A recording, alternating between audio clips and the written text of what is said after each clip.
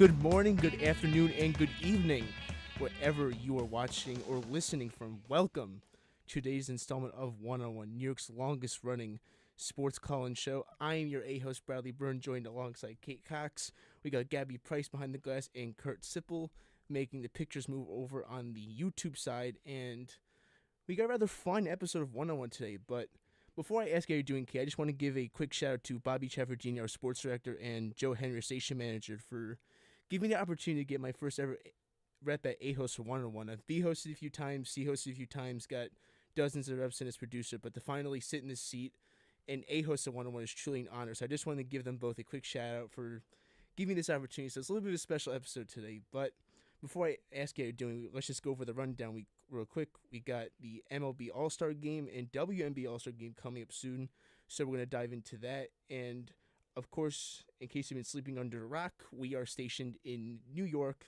the Bronx specifically, at the Rose Hill campus. So we're going to dive into all New York sports. We got the Mets, the Yankees, and the Liberty.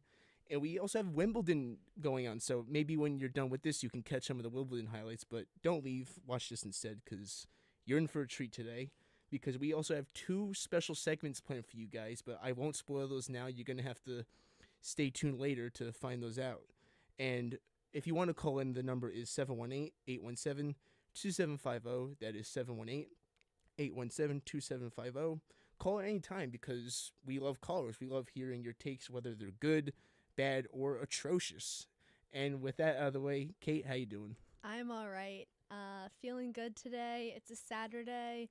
It is going to be hot today. Looks like it's going to get up to 90, which is kind of crazy. So glad to be inside with the AC. We've had this insane heat wave for the last week or two, and I'm really not loving it. I'm not going to lie. No, it's just the weather's been very inconsistent. It'll be a few days where it hits 90, and then it'll rain the entire day. Oh, yeah. And then it'll just go back to 3 straight days of 90 degrees. There has been zero good weather. There has been zero 75 to 80, nice and sunny, but not too hot. That's what I'm looking for right now. No, definitely. And so yeah, basically it's just been a very quiet Saturday. Woke up this morning, had my bowl of Cheerios, which in my opinion is the best cereal.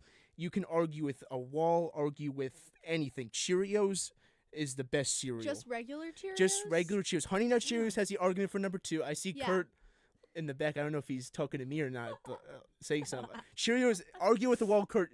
Cheerios is the best cereal. Kurt, what's better? What's better? You can hop on the mic. Honey Nut Cheerios is number 2. I love my plain. Honey Nut Cheerios are really good. I would prefer those. I'm all Cheerios. healthy cereal guy. I'm not really a big unhealthy cereal guy. Like Cookie Crisp, Cocoa Puffs, Cocoa Krispies. Oh, I see Kurt running to get a headset. I know I'm in for a rough time, but Special K is number 3. I'm all for the healthy cereals. I love the healthy. I'm not really big Reese's Puffs guy or Cocoa Krispies. I used to love Lucky Charms as a kid, but I feel like I've just outgrown all those unhealthy. Lucky Charms are a special treat. Here we go. The one thing that regular Cheerios reminds me of is just babies with plastic bags. That's their snack, bro. Little babies with plastic bags. I still do that sometimes for work. I'm just saying, man. I still do that. The best it is cereal, very much objectively, the best cereal is Fruity Pebbles. There's no argument here. I think Fruity Pebbles is arguably the worst. Yeah, I would agree with that. How could you say that Fruity Pebbles are the worst? Fruity Pebbles are the best. No. I think no. Fruity Pebbles are second worst. Gabby's disagreeing with you, too. Captain Crunch is worse than Fruity Pebbles. Captain Crunch is also great. Captain Crunch berries? Are you kidding me? I'm not a big Captain Crunch guy. Horrendous take. These are horrendous takes. It's really not. No, it's the worst artificial fruit flavor you could choose. Exactly. I don't know why you would want to eat that, Kurt. Have a great morning. You open the box and you have a happy morning. This is crazy. I can't imagine the cereal takes are this bad already, man. This is bad. I'm just a Cheerios guy. Even for work some days at 10 o'clock, I'll just have I'll pull out a bag of Cheerios and I'll just eat them when I'm not, before lunch. Do you eat them just dry? Well, whenever I take them to work, so I'm not going to, bring a gallon of milk to work and then pour it in a bowl. But sometimes I still do that. Even if I go to the beach, for example, I'll pack, a little bag of Cheerios or something or some fruit and just eat that there. I don't see anything wrong with putting Cheerios in the bag. I know babies still do it, but I just feel I don't see anything wrong with that. agree with the Honey Nut take, but plain Cheerios just taste like nothing to me. Really? So I would not go for plain Cheerios. Especially without any sort of milk. Or if you go with like the multi-grain Cheerios, those are also really Okay, the good, multigrain's really good. See, actually, I don't know the why multigrain's you guys in really the back good. are hating. I'm a big Cheerios really guy. good. Because it has that like little glaze over it. No, and like That's fire. I think it's really good. although we all disagree on what cereal we like, I think we all agree that cereal is like universally one of the only foods you could eat at like any time of the day. You could have it at 9 a.m. for breakfast, 1 p.m. for lunch, or like 12 in the morning when you're just, whether it's studying for an exam or just you're up late doing nothing, you just pour a bowl of cereal. I completely agree. I'm with sure you on Kurt that. words are difficult, will pour his bowl of Fruity Pebbles, even though that's the worst cereal.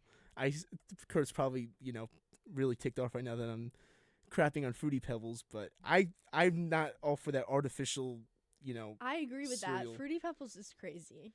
But yeah, enough about the what cereal is the best.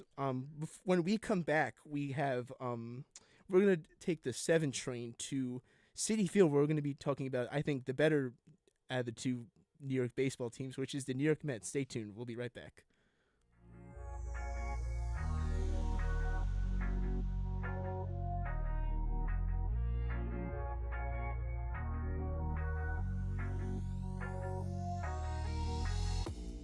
What's up, everyone? It's Joe Henry, one of your New York Mets beat reporters for the 2025 MLB season. From Soto's slugging to Senga's strikeouts, I'll have you covered from Citi Field all year long. Follow me on X at JoeHenry_4 for exclusive interviews, game day insights, and live coverage of every play. So take a ride on the 7 train with me as the Mets continue their quest for World Series glory. WFUV, your home for New York sports.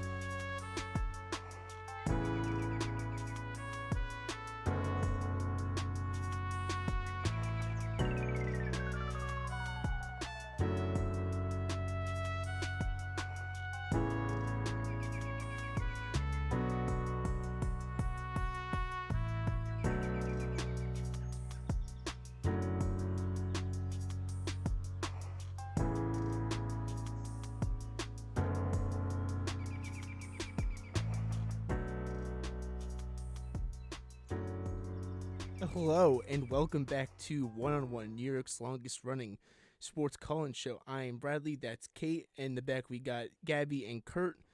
And before we head to Atlanta for the All-Star game, we got to make a quick pit stop. A few pit stops to be specific. The first one being at Mets Wills Point, aka the 7 line, being Citi Field. And let's talk about the Mets, shall we? And maybe we'll have Kurt hop in later on to share his thoughts on the Mets so far. But although the Mets did unfortunately lose their series to the Orioles, they dropped 2 out of 3 at Camden Yards. But they opened up strong yesterday with Kodai Senga pitching 4 scoreless innings and striking out 4. That was a really good start from Kodai Senga, especially, coming off of injury. You know, you don't want to work him too many innings, but the ghost fork, I don't know if you watch a game and see the ghost fork that he throws has to be one of the nastiest pitches of baseball because it starts off as a strike and then it just drops. It's not really like a curveball. It's just like Keith Hernandez called it a ghost fork, which I think is just one of the nastiest pitches. And I don't know if you watch a game, but Kodai Senga did look really, really good. I agree. And, I mean, he gave up, 4 hits, I think? Yeah, in 4 total, hits. which for your first time back after an injury, I mean, he was out for a really long time. Then he came back for some games, and now he's back again after another injury. You know, it's hard to see him in and out because he is so good. But to see him do so well last night was really exciting. No, definitely, especially, you know, with the Mets struggling with the pitching the past few series, you know, and Sean Manaea is supposed to return tomorrow, so He I'm is, yeah. really, really excited for that. I know he's, I think, only supposed to be a bullpen guy behind Clay Holmes, so although hopefully Sean Manaea could eventually make his way back to starting, but that will be really, really good to see. But with that being said, let's kind of shift to second half expectations. So, Kate, let me ask you, I want to get your opinion first before I share mine. Do you think that the Mets are going to finish stronger than how they did in the first half? I know the first half was very, you know, up and down with Soto getting off to the slow start, and then, you know, the Mets pitching kind of become a problem. So where do you see the Mets moving forward for the second half of the season? You know, I think the first half of the season, the Mets and Yankees, as much as they are very different teams, they had very similar journeys. I think the first half of the season, pretty rocky, around similar records, and both struggled with that on that pitching end. And however, I see the second half of the season going well for the Mets. I'm not so sure about the Yankees. They're also pretty up in the air. I think they could go either. I think they're a team that's like World Series or bust. I don't really see them going that far, to be honest. But the Mets, I do see going that far. I see them getting better once they have Senga and Manaea back. I think once they're strong again, that fills that pitching hole that they've been having. And definitely there's some things that need to be fixed on. But when we talk about this team, I have high expectations for them, to be honest. And you talk about the trade deadline. Every trade deadline, the Mets are always, you know, rumored to get some big name, whether it's this year with Jarren Duran or Luis Robert. But although I saw Carlos Mendoza after the doubleheader loss, he talked about how the offense has kind of struggled a little bit, and obviously they didn't struggle yesterday with Mark Vientos. Mark Vientos is back. Me and Kurt were talking about in the booth. Mark Vientos is back, but after the doubleheader, Carlos Mendoza kind of talked about how the offense sometimes fails to get hot a little bit. So I saw this article that kind of was like hinting at, do you think maybe the Mets pitching is the problem? Maybe it's this offense, because going to the season, I think if you told me that the pitching was going to start strong and the offense was going to be a little, you know, up and down, I kind of thought you were crazy. But I just think that the Mets kind of need to approach the trade deadline with, you know, I don't think they'll get like a Jarren Duran or a Luis Robert. Hopefully they get some bullpen help, because the bullpen some games it's been god awful. Like the bullpen is definitely like something that needs to be addressed, and I trust, you know, Steve Cohen, David Stearns to do that at the deadline. So do you share the same sentiment? Do you think the Mets will land any big name like a Jarren Duran or a Louis Bob, or do you think they just address bullpen? I things? think they'll just address those smaller issues that they have. I don't think they want to spend all that money on a big show guy when they have a team that I think could do it as is. You know, they definitely need help on the bullpen end, but this team is one of those teams where I'm like, if they put in the work and they're genuinely, you know, working hard for this, which you've seen, like, the last few games they've played well. Even in those losses to the Orioles, it wasn't anything that was, like, a staggering loss where I'm like, damn, this is the end. Like, it's over. This team, I think, is going to be good on their own, and I don't think they need to spend the money to get a big name. Obviously, it would be helpful, but then you're spending all that money, and it's like, what difference is it really going to make with one player? I mean, the Mets do also, you know, have the money if they really want to, and they also have the depth as well if they want to trade, whether it's, you know, Jeff McNeil, which I think Jeff McNeil should have been traded last year, but that's a different story for a different day. And the Mets also have some prospects that maybe, they might throw at the Red Sox, for example, because, the Red Sox, they had a big three with Bregman. I'm sorry to bring up the Red Sox unfortunate troubles, but they did have Duran, Bregman, and Devers, and now they traded away a third of that. And I'm actually happy about that. really, why are you happy? I mean, Well, they're Devers having some struggles with him as well. I know it's starting to be clear that Devers was. Obviously, I have my issues with the front office for the Red Sox, but it's becoming clear that a lot of the issues lied with Devers, and our record losing Devers in the last however many games is better than our record when we had, with however many games when we had Devers. We're playing better without him than we were playing with him. So, it's starting to be, obviously it could change, but in, the quick past of just the quick aftermath after that decision, to see the way that he's acting on the Giants team. I think that first week he was like, oh yeah, I'll play wherever you want me, da-da-da-da-da. But now he's not showing up to practices. He's not showing up to, moments with players that want to work with him. He's not trying to be the best player he can be. So, I think there's a level of character and attitude that you need to be a professional athlete. And he's showing that he does not really have that. And that's not somebody I want on my team. No, and especially I feel like going to the season, the whole story was the Red Sox big three with Bregman, Duran, and Devers. Now it feels like you're just building up that, the young core, Roman Anthony, Marcelo Meyer. Yes. And you never know. Maybe if the Mets, let's tie this back to the Mets, if they do want to, trade for a janitor, because Tyrone Taylor has been a little shaky at center field. I know he's kind of like a Harrison Bader, where his defense is really, really valuable, but the bat just isn't there. So if the Mets, I feel like I'm one of those delusional Mets fans that thinks that they can get anybody that's available. I'm one of those, delusion. I'm the same way with the Knicks. If anyone's available, the Knicks have a shot.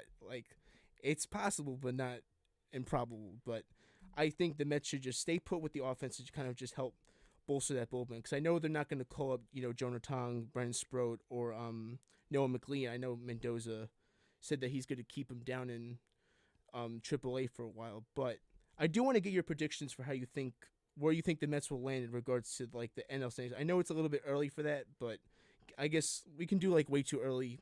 Too early. Yep. So you can go first, and then I'll share mine. Where do you have the Mets finishing in terms of the playoff picture? At the moment, obviously this is very subject to change. We haven't even gotten past the All-Star break yet, but at the moment I have them probably going to the NLCS. I don't think I have them going to the World Series. Really? Not at the moment. Who do you have? Not at the moment. Who do you think? I think it's going to be either the Dodgers or the Cubs. The Dodgers are just so dominant that I think it would be very hard for a team to take that down, especially in a 7-game series. And the Cubs have been on this streak where it doesn't seem like they're going to come down at all. However, the Mets, again, it's subject to change. We don't know what those trades are going to look like. After the 31st, that's when I feel like we can make our actual predictions, because that's when you have those set rosters of these are the people we have on that team. But yeah, definitely, I feel like they're going to lose in the NLCS. I think it'll be Mets, Cubs, NLCS. I love the Cubs, even though obviously a Mets fan, I'm not supposed to like them, but I feel like just the Cubs, besides the Mets, obviously, the Mets are, in my opinion, the most fun team to watch. Mm-hmm. I don't care, argue with the wall, but I feel like the Cubs, just the offense, just watching that offense from top to bottom, it's just something about them. It's like that and the Mariners. I just love watching those offenses, and the pitching as well, obviously, has been phenomenal, but I also don't have the Mets.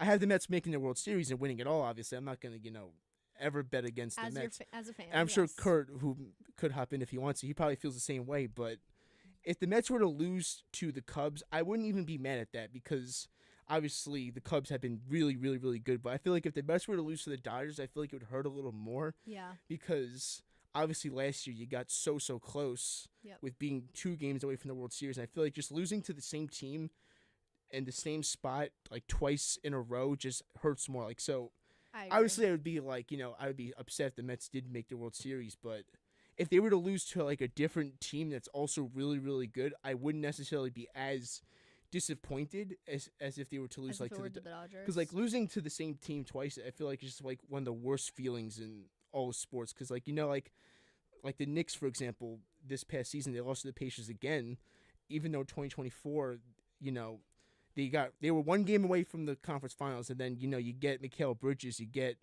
Karl Anthony Towns, you think, oh, we could finally get over that hump, and turns out the Knicks, obviously fell short. But yeah, that's really honestly it with the Mets. When we come back, we're gonna talk about the Yankees. So yeah, stay tuned.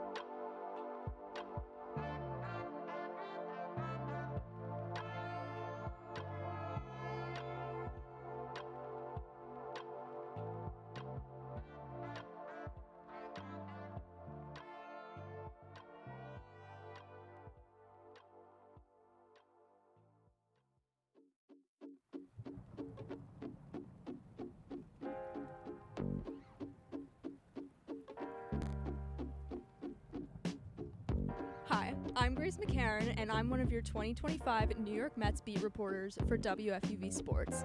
Follow along on X at Grace McCarran _ for live game updates, features, and other inside content live from Queens all season long. From Lindor's leadoff blasts to polar bear bombs by Pete Alonso, WFUV Sports has you covered every step of the way as the Mets make the charge towards October. WFUV is your home for New York sports.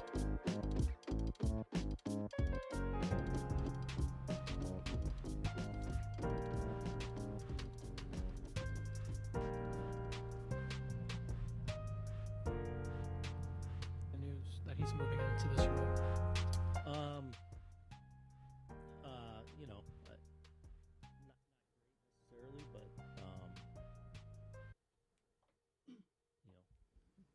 that's kind of the situation we're in right now.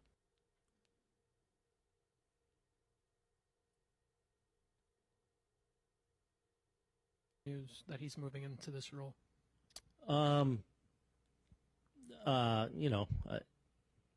Not great necessarily, but that's kind of the situation we're in right now. If you just heard that audio clip, that was Aaron Boone being asked some questions in a press conference, and if that was my manager for a team, I'd be a little bit worried because you really shouldn't be stuttering in the middle of a press conference. But I don't want to, disrespect Aaron Boone. But me personally, if I'm a Yankees fan, which thank God now I can never be. I'm sure you could say the same thing. I can never be a Yankees fan. But anyways. So wait, back here, I want you guys to guess. We were thinking about this because we said it was a surprise. Who was that audio about? Aaron Boone talking about them moving a starter to the bench. Who was that audio about? Ooh, a little bit of a pop quiz on 101. Do you know? Or I got no clue. idea. Recently DFA'd DJ LeMahieu. Oh. That's why the audio, because Aaron Boone was very, I guess he saw the future. I guess he knew what was going on. He probably knew what was going on, yes. No, he definitely did. But can we get an F in the chat for DJ LeMahieu, Yankees legend DJ LeMahieu? But anyways, welcome back to 101, New York's longest running sports call-in show. That's Kate, I'm Bradley, Gabby and Kurt holding down the fort behind the glass. And let's take a trip from 41 Seaver Way to 1 East 161st Street, where the second New York baseball team is located, that being the New York Yankees. And the Yankees are coming off a series sweep against Big Dumper, who is currently leading the league in home runs with 38, and the Seattle Mariners. At first, looking at if you looked at the first two games of the series was horrible. But the third game of the series was probably arguably one of the games of the year.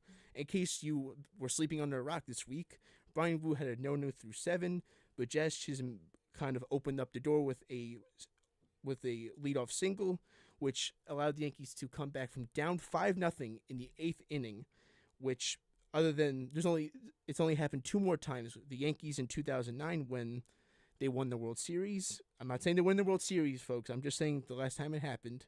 And the 70s Pirates. So coming back from down 5-0 in the 8th inning is pretty insurmountable. But when I was watching this game the other night, I thought to myself that Brian Wu could really get the first no-hitter of the year. I really thought it was possible because obviously I'm a Mariners glazer, so I think anything that the Mariners can do is good. Obviously I think they can. But with that being said, I was shocked. I was like, okay, this game's probably over. I was ready to turn it off.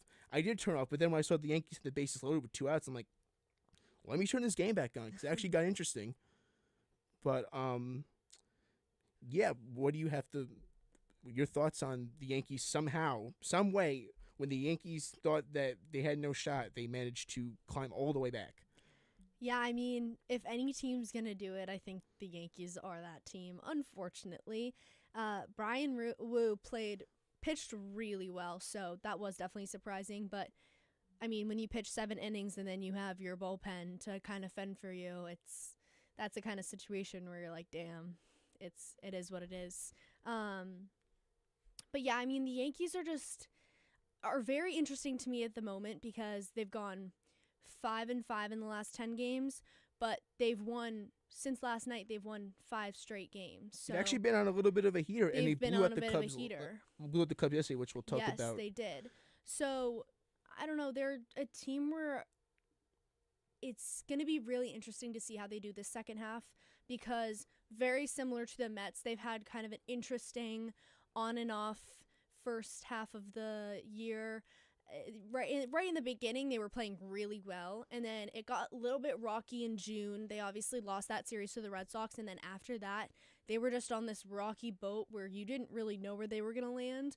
But these last 5 games have proved that they're in it to win it.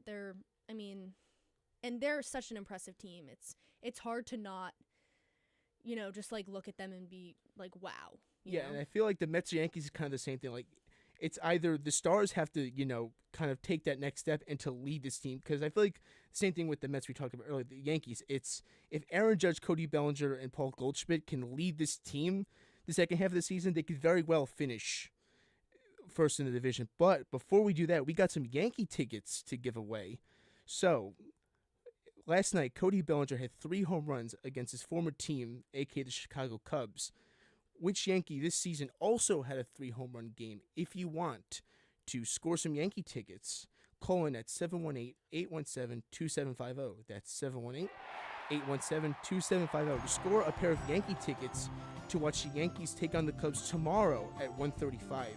The first 3 callers will win a pair of Yankee tickets. So, if you have nothing to do tomorrow and you want to go see the Yankees take on the Chicago Cubs, why not call in? Once again, the number is 718-817-2750 if you want to score some free tickets to the Yankees game, courtesy of our very own Bobby Chaffardini.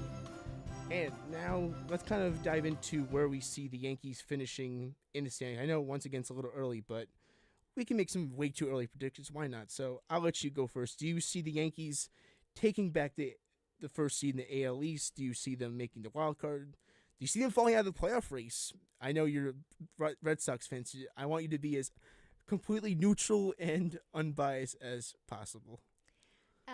Yeah, as neutral as I can be, I don't see this team doing as well as they did last year. I do not see them making it into the World Series. I see them making it into the ALCS for sure. It'll go probably 7 games. They're going to put up a fight, but someone's going to beat them. I hope it's the Red Sox, but that's not looking too good. Obviously, they're playing very well at the moment. They've won the last 9 of 10 games, but at the end of the day, after that trade deadline, we're going to see, who's a bust and who's really in it to win it. And the Yankees are going to go far. They're good. They're very good. They're not a team to be contested with. As we saw, they shut out the Cubs last night, 11-0, and the Cubs are really good this year. So it's that kind of situation where I'm like, they're doing so well and they're going to do well. It's very clear that they're going to do well, but I want to see a team like the Tigers or even, any of the other teams, honestly. To be so honest with you, I hope it's anybody but the Yankees. Yeah, obviously. To make it to the World Series. Maybe the Blue Jays, they've been on a run lately. The Blue Jays have actually been the Blue Really good Jays lately. and the Rays have probably been two of the most surprising teams of the season for. Like, if you told me before the season that the Rays could possibly make the playoffs, I think you were crazy. But I really hope that I want to see the Tigers beat the Yankees in the ALCS. That would be so agree. cool to I see a small market agree. team like the Tigers in the World Series. The Tigers have also been really, really surprised. I did not think they were going to be the 1 seed, but I don't see the Yankees taking the first spot in the AL East. I think the Blue Jays are going to lock that up. Also, I have the Rays also finishing ahead of the Yankees. I think I think the Rays are going to have a really, really, really strong second half. That will be one of my. They just lost 2 games in a row to the Red Sox, though. I know, but that's 2 games out of 162. No, I know. But I'm just messing with you. I just call that a bold take. I see the Rays finishing the 4 seed, then Yankees 5, and then once again the Mariners will make the playoffs. I had the Mariners winning the World Series last year, which obviously came back to bite me, but I will every single year I will die on the Seattle Mariners. So I will sink with that ship every year if needed. I'll never give up on that team. I mean, they beat the Tigers yesterday. Give Cal Raleigh MVP right now. All you Judge stands out there saying that he should win MVP. Stop. You're just hating. Cal Raleigh should be the MVP. He's literally doing stuff that only Barry Bonds has done, who some people consider the greatest player. Bradley, can't you say that also Aaron Judge is doing stuff that only Aaron Judge has done? There's no one else that has done anything other than what Aaron Judge has done. But Cal Raleigh is having one of the greatest seasons by a catcher. And Aaron Judge is having one of the greatest seasons as a baseball player, period.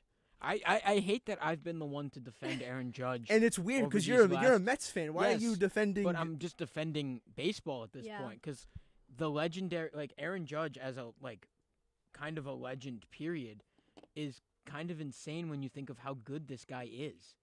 And to say that he's not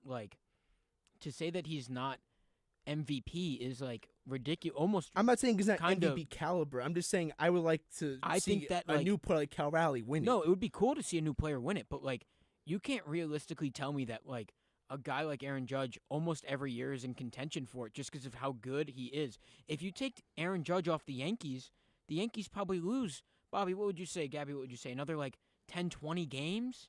I feel like that's true. I think it's probably over 20 games that they probably lose if they don't have Aaron Judge on that team. I mean, you could say the same thing about the Mariners. Do you think they would lose 10, 20 games without Cal Raleigh? I mean, you could argue both sides. I think the Yankees this might be a really, really bold take right now, but I think the Yankees would be slightly better without Judge than the Mariners without Cal Raleigh. And obviously, value is really important. That's why I think Francisco Lindor should have won the MVP last year, because you talk about adding value to a team. That might be a bold, because the Yankees, they aren't a bad team like you're making it seem like. They also have Cody Bellinger. They have Paul Goldschmidt. They have Jazz Chisholm. They have really, really good players, and that's just my opinion. I think that Cal Raleigh should be MVP. It would be nice to see. Well, Bradley, I will say this. I mean, he's having an unbelievable season, especially as a catcher, and there's got to be something to be said about that, right? I mean, the fact that he's doing what he's doing and taking that punishment and that abuse behind the plate. And I think the other thing too we've got to talk about it is it's still kind of the midway point of the season, right? Like the All-Star break, there's still a lot of season left to go. I'm sure you can make a case on both sides. I don't think the Yankees would be better without Aaron Judge, as good as their team might be. He's clearly the most prolific player they have, if not the most prolific player in the American League, let alone all of baseball, especially in terms of like all-around skills. Even though I'm sure most people would say Ohtani maybe as a hitter, but Judge is doing some things offensively and defensively as a complete player. I think he's probably the best player we've seen since Barry Bonds. Wow, that is a really, really bold take. I would personally put Ohtani above Judge if we're talking about ranking, just because Ohtani is doing both now. If we were talking about just him as you give me that face that like that look. If we're just talking about the DH Shohei Ohtani, then yes, I would put Judge. I mean, I'm considering him. If we're putting him in contention with Judge, I would consider him as just DH. I wouldn't really. I feel like you have to put his pitching side and his hitting side in different categories when you compare him to a hitter like Aaron Judge. If Aaron Judge were also pitching, I would say let's compare the guys. But in a situation where you're like, let's talk about Ohtani and Judge's hitting abilities, then I don't think Ohtani. But Ohtani's a two-way player, so you gotta have to. Totally. You have to consider the all-around aspect of Shohei Ohtani, which is why I value that he plays both sides of the ball, which only Babe Ruth has really performed at that same level as Ohtani. I know he's only throwing 1 or 2 innings a game, but Is that on? Yes. All right. You're on, Bobby. Yeah, sorry about that, guys. Just pulled up the stats just for comparison purposes, right? So Judge and Ohtani. Ohtani's played 92 games. Judge has played 94. Both of them have been almost the same number of at-bats. Judge actually has less at-bats, 345. Ohtani, 359. The runs almost equal, but more for Ohtani. He scored 88 times. Judge has scored 84 times. Judge has 22 more hits than Ohtani, 122 to 100. He has 10 more doubles, 22 to 12. He has 5 less triples, 7 to 2. He has 3 more home runs, 34-31. He has, a fair amount of RBIs more, 79 to 58. He's walked more, 69 to 59. They've struck out actually the same number of times, 107-107. Ohtani has more stolen bases, 12 to 6. And Judge has more total bases, 250 to 219. More extra base hits, 58 to 50. I mean, it's close. I mean, the biggest difference between the two is clearly the average. Judge is batting 354 and Ohtani's batting 279. On-base percentage also goes to Judge, 462 to 383. His slugging is higher, 725 to 610. His OPS is higher, 1,187 to 993. I mean, so we'll say the sabermetric numbers are in favor of Judge being clearly the more dominant offensive player. You got me there, Bobby. I got nothing to say. You got me there. But I feel like if you're valuing all around, if we're just talking about hitting, then obviously 1,000% Judge is better than Ohtani. I'm not disputing that. But I'm also taking into consideration now that Ohtani is kind of pitching, you kind of have to think about that. Because obviously Judge is not pitching while Shohei Ohtani is pitching. So I feel like that kind of elevates him more because two-way players aren't really a diamond. 1,000%. I mean, what Ohtani does on both sides with the, we'll say that unicorn type of thing, right? Like you said, nobody's really doing what he's doing. But I don't think you could take anything away from the fact that Judge is a more dominant defensive player than Ohtani, at least at this point, is a pitcher. Now, maybe once Ohtani is, let's say, fully healthy in that regard, coming off of those injuries, and now he's back, and we'll say first season back pitching, maybe on a limit and all those sorts of things. I don't know if Ohtani was ever, let's say, the most dominant pitcher in baseball. I mean, I think he was a top 3 guy in the rotation, even when he was with the Angels, can be an ace. I don't think he's going to be the ace of the Dodgers, but you never know, right? I mean, it's possible that he could be at full strength.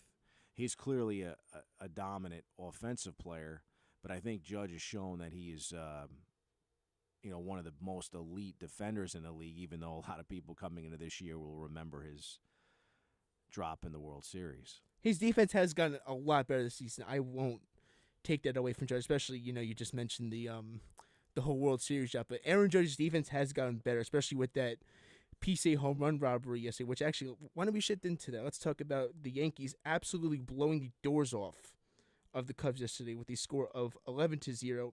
Almost everybody had a hit yesterday except for Judge. I'm not taking a shot at Judge. I'm reading off the stat sheet. Everyone but Judge had a hit yesterday.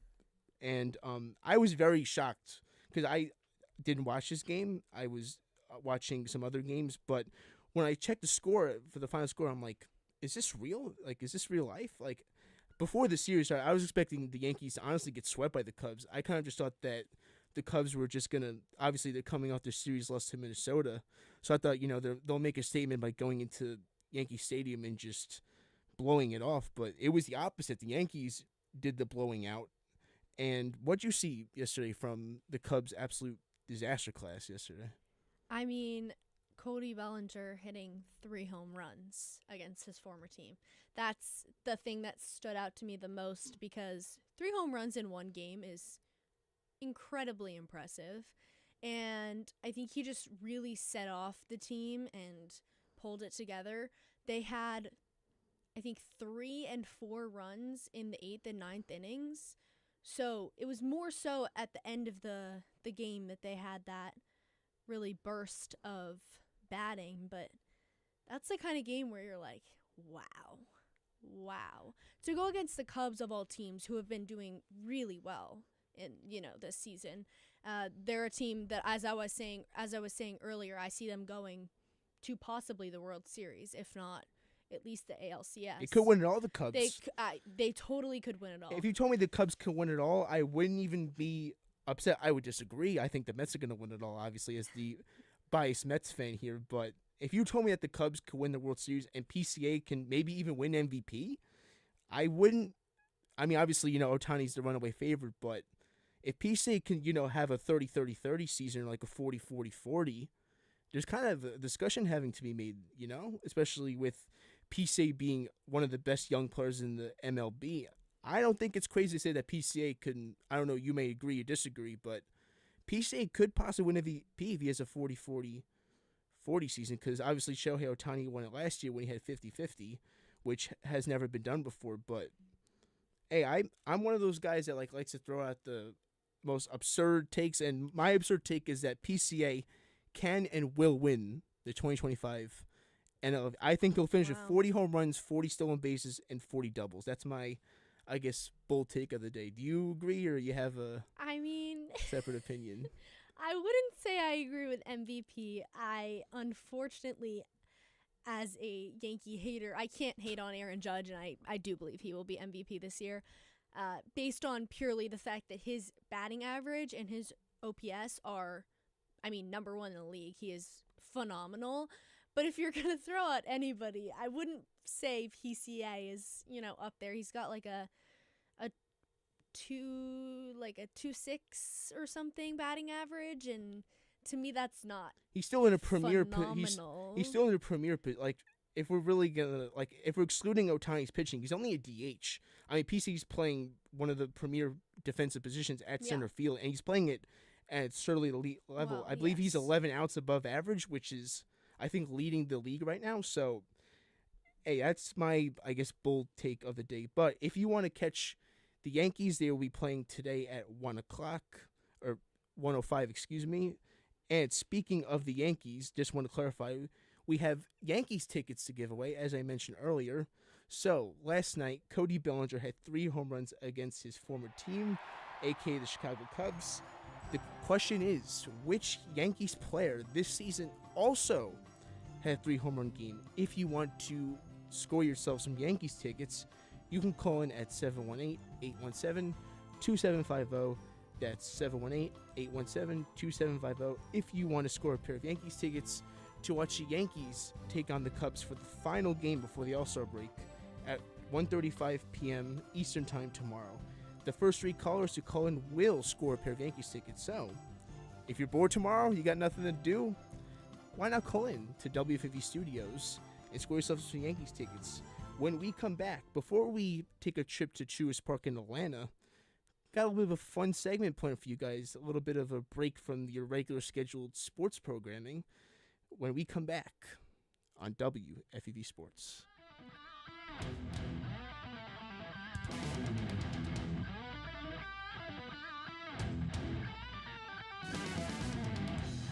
What's up, everybody? It's Tucker Austin, one of WFUV Sports' New York Yankees beat reporters in 2025. Aaron Judge and company are hungry to return to the Fall Classic to avenge their defeat last season. Follow me on X at @Taustin_24 for live game updates, video recaps, and more as the Bronx Bombers chase their 28th World Series championship. WFUV Sports is your home for everything New York Yankees.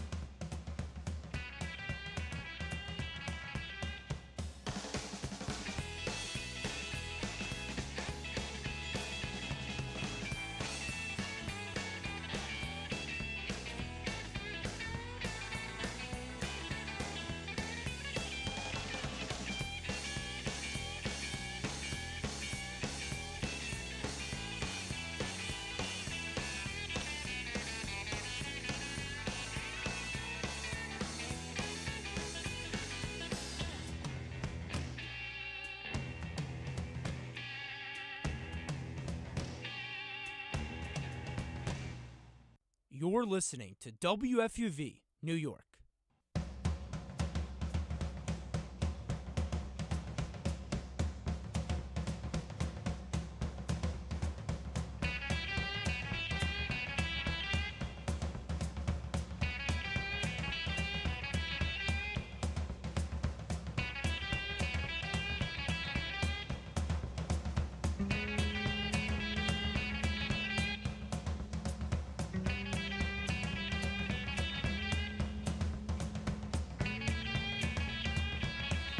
Hello and welcome back to One on One, New York's longest running sports call-in show.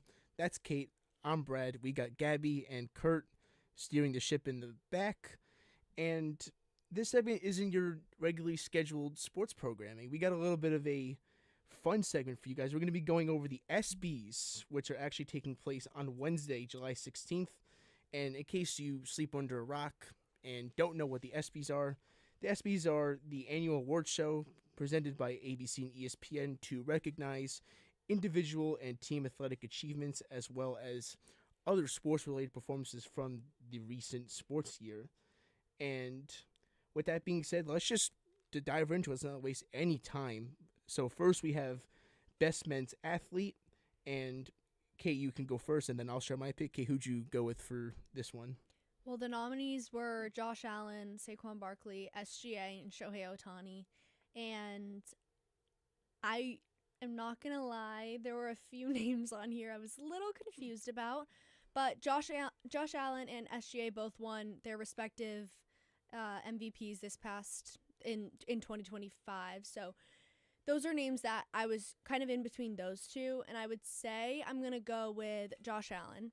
Really? I went with Yes. SGA for You this one just did? because he had like one of the greatest I mean, seasons. Absolutely. He won MVP of the regular season, Finals MVP, Western Conference Finals MVP. He won the scoring title, scored the most points, which is basically winning the scoring title. So I picked SGA for that one. I think Josh Allen would be my runner-up. I'm surprised there's no like Connor McDavid on this. Honestly, I was really wondering why they put two football players and no hockey. Yeah, I didn't really understand the two football players either. Saquon Barkley is great, but I don't know if I would consider him to be best athlete. I'd probably replace him with know? Connor McDavid if Yeah. we really have to take one person out. I really like Josh Allen, not only as a player. Obviously, he was very good this past year. He won MVP, but he's also a phenomenal team leader.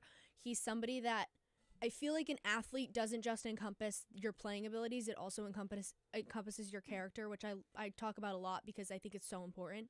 And he clearly has that character. A lot of their social media, the Buffalo Bills, shout out to Buffalo Bills social media. Their social media is off the charts. It's so good. And he's featured in a lot of that, which you don't really see with a lot of teams. Typically, like, you know, the star player will kind of sit out on stuff like that. But he's very involved with the community. You can tell he really loves Buffalo. And so, in my opinion, not only is he a great quarterback, but he's also a great leader. So I see him as the best all-around athlete. No, definitely. Speaking of social media, if you want to catch more WFUV sports, make sure to follow us on YouTube, Instagram, and Twitter, where you can catch all of the latest sports news. So I just want to quickly throw in that little shameless promo to shout out WFUV sports. But let's dive into the next one, which is Best Women's Athlete. So we have Gabby Thomas, Sydney McLaughlin-Leverone, Asia Wilson, and Simone Biles. So who'd you pick for this one? I mean, I was a gymnast. I grew up as a gymnast. I've been a competitive gymnast my whole life. So Simone Biles was a clear choice for me because of her phenomenal performance. Honestly, a comeback performance in the 2024 Olympics after, you know, large struggles in the 2020 Olympics. But Gabby Thomas is also a standout for me. She is a phenomenal track athlete. It's kind of surprises me that they put two track and field athletes, especially because, I mean, they don't run the same events, but they're similar enough where I was a little bit confused about that. However, they're both phenomenal, and I would say either Gabby Thomas or Simone Biles should win this one. No, I picked Simone Biles. I just feel like the competing in Olympic sport is like one of the hardest things to do, especially winning a gold medal too. That's just I pick Simone Biles, so I agree with you. But next, we have Best Breakthrough Athlete. The four nominees are Chloe Humphrey, Cooper Flagg, Iona Maher, and Paul Skeens. So who'd you go with for this one? I was, Paul Skeens is not a breakthrough for me because of how solid he was in college. So going into the MLB and performing as well as he did was not a surprise to me. Cooper Flagg also was not a surprise to me because of how good he was. And I see him going on into the NBA and playing really, really, really well with the Mavericks. So neither of those two seem like breakthrough athletes to me. It seems like they've always been kind of good. So I chose Chloe Humphrey. She's young. She was a freshman this year with North Carolina. They obviously won, and she won the Honda Sport Award. She's very, very good, very talented, and so, I don't really see a reason why she wouldn't, Yeah, I was kind of like... She seems like that breakout for me. She really had a big impact on her team. Yeah, I was wondering, why is, Cooper Flagg and Paul Skeens on this right, list? They're not breakthrough. They were, They've been good. Paul Skeens was good in LSU, and we knew he was going to be this good. He'll probably end up winning the Cy Young this year, finishing top 3, and Cooper Flagg could be Rookie of the Year. So I don't, what do they characterize as breakthrough? In case of Paul Skeens, I get it because he went from college kid to playing in AAA to being called up, winning Rookie of the Year, and now about to win a Cy Young. I get that aspect, but Cooper Flagg has not even played a single second of No. NBA basketball. No. I don't. Well, they're saying he's the breakthrough as a Duke men's basketball. As much as I love Duke's team, and he's a great player and really deserves to, be really great, but he's not a breakthrough player. Yeah, He was the number one, he was like the top prospect coming out of high school. He was obviously the top prospect going into the NBA draft. He's not a breakthrough player. I'm really confused by these nominations. Yeah. That's why I went with Humphrey, because she really stepped out. She sat out her freshman season due to a foot injury, and so she played her redshirt freshman season in 2025, and she started every single game, and she scored 90 goals in that season, which is insane. And she played alongside her two sisters on this team, and they went on to win the championship. So she is definitely my standout and my breakthrough for sure. Yeah, I picked Chloe Humphrey as well. But with that being said, just to save some time, we'll just go through the who we picked instead of reading all the nominees. So next we have best record-breaking performance. So who'd you pick for this one? I had Gino. Really? I did. I picked Alex Ovechkin's NHL all-time goals. I mean, that's the obvious answer. I had to go. I totally agree sometimes with the that. obvious answer is like the one that you have to go with. And that would have been my other answer, because that was an incredible record to break. I mean, so impressive from him. But Gino, I mean, he's been a coach for so long, and so to see that, it's very clear that he's very invested in that team, and so that's, just a little bit of heartwarming for me, I would say. No, definitely. And next we have best championship performance. I had Curry. Really? You had Yeah, Stephen Curry. I had Curry. I was really, really, really torn on this one. Mhm. Like, I was thinking, oh, man, I really want to go with Steph Curry because Steph Curry is one of my favorite basketball players of all time. But I did go with Simone Biles just Okay, because here's the thing with that. just Go because ahead, go ahead. gymnastics is a really, really difficult sport, Yes. and I value that very, very Yes. highly. So that I see Gabby nodding her head in the back. I value basketball is not nearly as difficult as gymnastics. That's why Yes. I favor I people who 100% completely agree with that statement. The only thing that made me go with Curry is because that was, to me, the championship performance. Simone Biles in the women's all-around did not have her best performance. it wasn't her best She- performance, but she it was still did not. It was obviously very good, but she did not have the performance. Like, it was a close race between her and some of the other people up there, and she did not. She stepped out of bounds on floor. She had a little wobble. There were certain situations where it wasn't her best performance, and so that's why I did not say her. I would say she's that best athlete in women's sports, but I wouldn't consider that specific performance to be the best championship performance. That's fair. I think Steph Curry would be my runner-up though if I had to Yes. rank them. I just value like people Yeah. who play really, really difficult sports. I give a lot of credit to gymnasts. That is, I could never be Yeah. a gymnast. I'm not in the proper shape to be a gymnast. But anyways, let's move on to best comeback athlete. So who'd you pick for? I had Suni Lee, Me too. gymnast. Of Shout out OG course. Anunoby, by the way. If you know, you know. But But Suni Lee, specifically, I had her because she had 2 kidney diseases before she came back she is the ideal comeback athlete. She never thought she was going to be able to do gymnastics again. She was struggling so much with her with her physical health, obviously, and then her mental health. And so she never thought she'd be back on that floor. The fact that she even made it to the Olympics is impressive. Then she got 3rd in the bar finals, and she got 3rd in the all-around finals. So, I mean, to come back from such a horrible disease, 2 kidney diseases, is insane. I mean, she is the poster of a comeback athlete, I think. no, 100%. I also picked Suni Lee as Yes. well. But let's move on to best play. And who'd you pick for this? Mine was a I little had biased. Halliburton. Oh my gosh, why? No. What They do you didn't mean even- biased? They Who? did- Hey guys.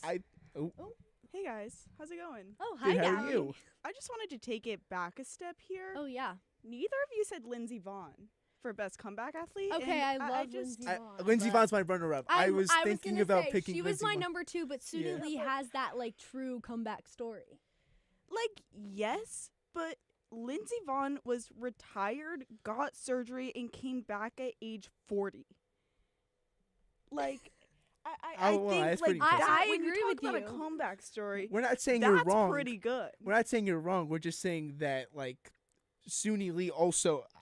Lindsey Vohn's a runner. I'm not discrediting her. I Yeah. just picked Suni Lee, just slightly. It wasn't like like by far. Yeah. Suni Lee. No, over- right. I think that, I mean, it's a great argument. Like, and I agree, Suni Lee, like, coming back for that was so impressive. I just wanted to throw a little skiing representation out Yeah. here. Wanted to throw Lindsey Vohn's name because I think she's someone that I didn't want to let fly under the radar. So Thank yeah, you for that, thanks for Gabby. hearing me She's out. incredible. So I totally agree with you on that. I just think it's harder to come back from a medical situation than it is to come back from an injury. However, I do see her age being a factor. She was retired. So shout out to Lindsey Vonn because she is incredible for sure. Absolutely. Yeah, definitely. And next we were talking about Okay, best yeah. play. Who'd you pick for? I said Halliburton. They didn't even win the series. I know, though. but that moment was just so good. I picked Saquon Barkley's backwards hurdle because I Okay, feel like that was because I feel like of course.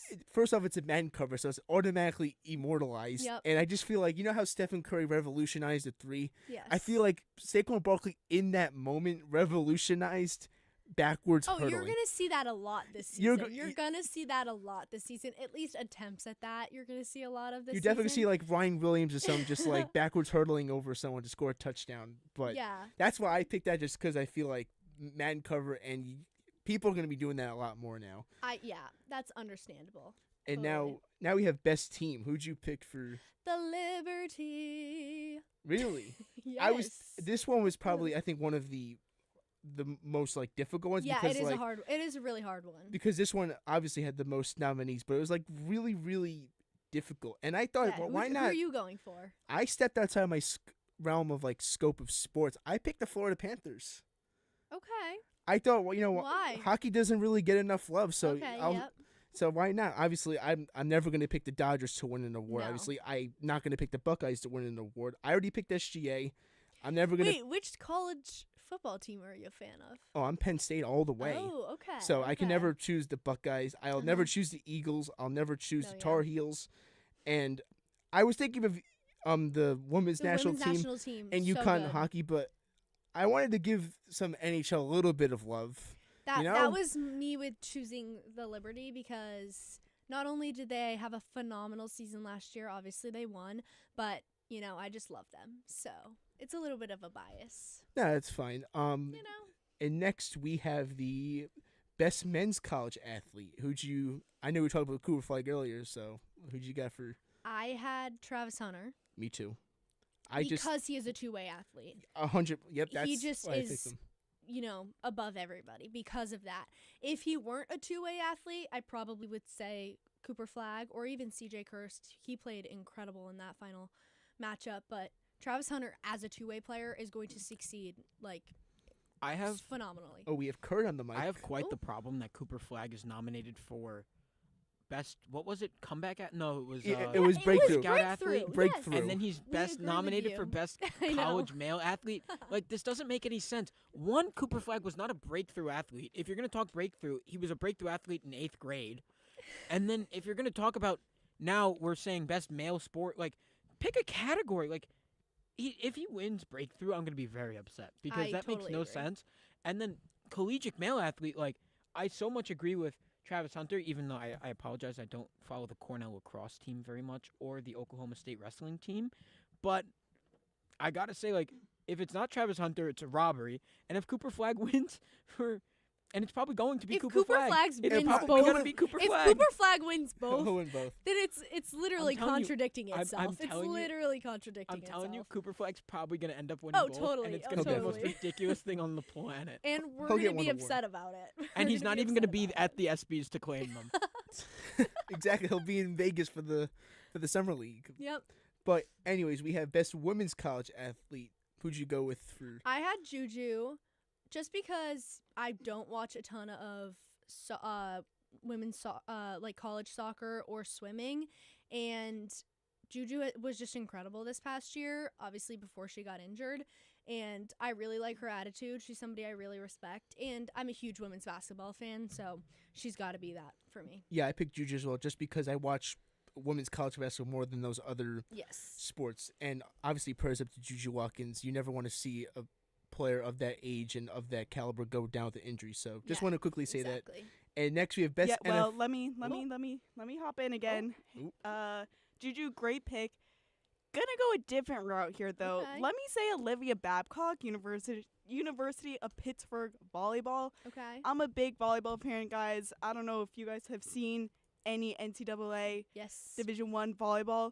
She is so good for this Pittsburgh team too. She had a great season last year and a little bit underrated maybe when you're looking at someone like Juju Watkins who has so much more, like just social media and household name presence. But Olivia Babcock, I think, is someone who could definitely deserve this award. She's great. Love watching her play. And so she's my pick. Just wanted to throw that out there. That's fair. And once again, speaking of social media, make sure to follow WFUV Sports on all social media platforms. Just wanted to throw that out there again. But anyways, next we have best NFL player. So my pick once again is biased, but who should you go with? Mine's yet again Josh Allen. Really? I'm giving it to him for both.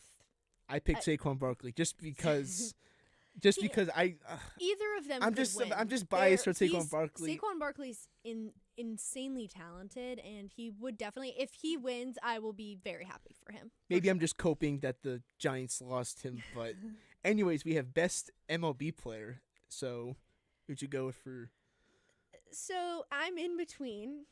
I have to go with Aaron Judge. However, Tarek Skubal is so good this year. Shout out Tarek Skubal. So good this year. Pitchers don't get enough love. They don't. And we were talking about this earlier, actually, and I said how I respect pitchers a lot more than I respect hitters, which, I think every position is hard to play in the MLB. However, pitching is so much more straining on the body, and I think it's much harder to be a very, very talented pitcher than it is to be a talented hitter. No, it's fair. And he's insane. And if we're talking about last season, I would have went with Judge, but Ohtani did have the first ever 50-50 season, and it's kind of difficult. I know he only played DH last year. I understand that. Aaron Judge did play right field or left field last year because Soto was right field. And I'm not discrediting that, but having the first ever 50-50 season is really it's no small prize. So that's why I went Ohtani, but if Judge were to win it, I would totally be fine with that. I'm just giving my pick, which would be I would be Ohtani. Fine with Ohtani, Skubal, or Judge winning. 100%. If Freeman wins, it's not going to happen, but it should not be him. It should not be, based on his season so far this year, it should not be him. I think Kirk can agree when I say that Francisco Lindor should have replaced Freddie Freeman. I agree. I know Chris probably laughing right now, but should have put Francisco Lindor in here, and I would have picked him too if he was there, just because I'm never going to pick against a New York Met. But next we have best NHL player. I will say I love Francisco Lindor, but I don't think that he realistically is. I don't think he's realistically the best athlete, best MLB player. He's the MVP, but that doesn't mean he's the best MLB player. MVP of last year, I assume you're referring to. I think he's I Thank think you. he was that great. I'm so glad. Also, Ohtani was really good, but I think for my pick of best MLB player, give me Screwball. I think that's kind of ridiculous not to say Screwball. Yeah. I think he is literally one of the biggest reasons why the Tigers are so good. Oh yeah. No, I think 100%. I think if Scooble wins is actually testament to people actually appreciating pitching. Pitchers. Yes. Because I feel like I'm one of those people that does value everyday players slightly more than pitchers, but what Terry Scooble is doing it's just phenomenal. Shout out Tarek Skubal. Stand out. But we have best NHL player, and I think my pick is pretty obvious. But who'd you? No, go for it. No, ladies first. I had Kale Maker. Really? Yeah, I'm not a huge hockey fan. Obviously, I watch Bruins games, but I only watched really the finals, and he wasn't in there, but he's very impressive to me. I'm assuming you went with the Oilers. Yep, I went with Leon Draisaitl just because I really wish the Orioles won this past year. Yeah. I always like seeing a new champion every single year. too. I just don't like the whole like winning back-to-back championships just because I'm the type of person where it's cool to see a new team win every year just so you don't get the same I totally agree. boring team. But yeah, I went with Leandro Saddle. But next we have best NBA player. This one might be a little interesting. I mean, I'm so biased. So obviously I want Jason Tatum to win. However, SGA is the clear winner. I'm still on that train that Jokic should have won MVP. I think Kurt, we were talking about it in the back that Jokic should have won MVP, but sadly I do have to go with SGA on this one because he had one of the best seasons by a point guard in NBA history. Absolutely. It's hard to ignore, even though like my opinion is that Jokic should have won on. Well, words are difficult, as Kurt Sipple once said. Words are not. Oh my gosh, sorry, I'm losing my train of thought. Obviously, even though I think Jokic should have won the MVP, I still have to give credit to where it's due, and therefore SGA is my pick for this one. I mean, his team also went to the finals and won the finals, so Yeah, it's true. that boosts him a little bit more than you know any other guy on there. I hate to admit it, but All right. you're right. Next, we have best WNBA player. Who'd you go with for? I went with Collier. I really, really like her. Fee is just incredible, and I believe last season and this season she has proved that she is that person. I went with Asia Wilson just because She's won the phenomenal, MVP too. of the Olympics and the WNBA. That's Yep. Not every player could say that they won both MVPs in the same year. But Yeah. let's move on to the last and final one. And Gabby, feel free to chime in for this one because this is right up your alley. The best tennis player. Who'd you pick for this one? Again, I'm very biased, so I went with Coco Gauff. However, I think it will be Alcaraz, and it should be Alcaraz. Wow. I get that take. I'm also going to say Coco because I'm also biased, and I think she's coming. Tough tournament for her right now, losing first round of Wimbledon, but I don't know. I feel like the ESPYs are very American, if I can say that. Yes. So No, that's fine. I think Coco Gauff is kind of probably the best pick here. That being said, maybe I agree with you that Alcaraz would be my second. If he wins I do like tomorrow, he Sabalenka. will win. I'm convinced. You think if he wins tomorrow, he'll win the award? Yes. What do you think, Gabby? Really? I mean, first off, I don't know if he will win tomorrow, but that's for a different segment later in this show. No, I think I still have Coco though because I think Coco has a really big fan base here and internationally she's loved. So I definitely could see her taking this, but I mean, Alcaraz definitely has the resume to win best tennis player, so he would definitely be a good pick for this award, but. Yeah, I'm still holding out for Coco. Yeah, I also picked Coco Gauff I want as it well. to be Coco. But I think if Alcaraz does win course. tomorrow, I think he could definitely take the award away from Coco. I definitely think it's possible. But that is all we have for this segment. When we come back, we're going to hop back to your regularly scheduled sports program. We got the MLB All-Star festivities in the A. When we come back, don't go anywhere. We'll be right back. That was a fun segment. Nope.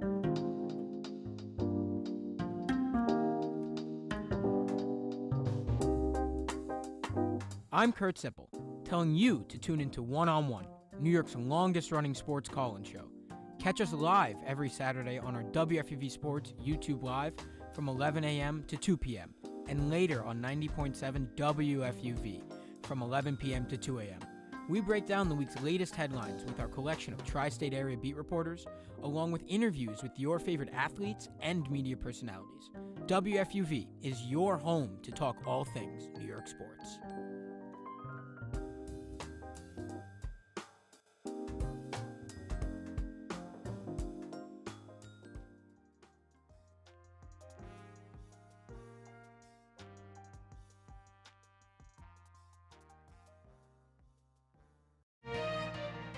As a small business owner, ever wish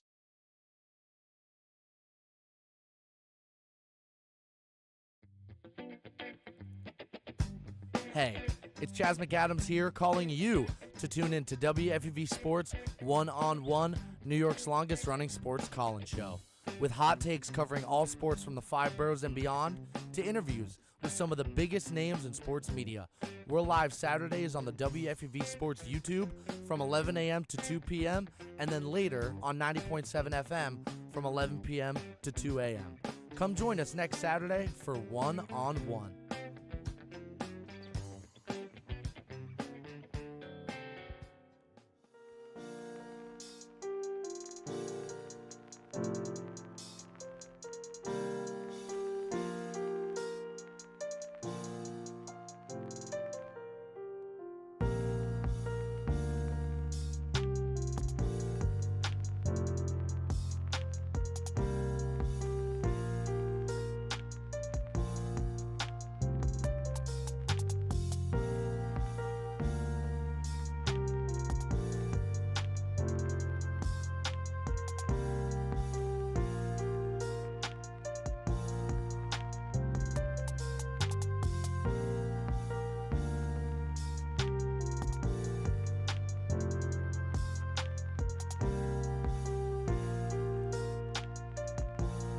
Hello and welcome back to One-on-One, New York's longest running sports call-in show. That's Kate, I'm Bradley, Gabby and Kurt steering the ship behind the glass. And once again, if you want to call in, the phone number is 718-817-2750.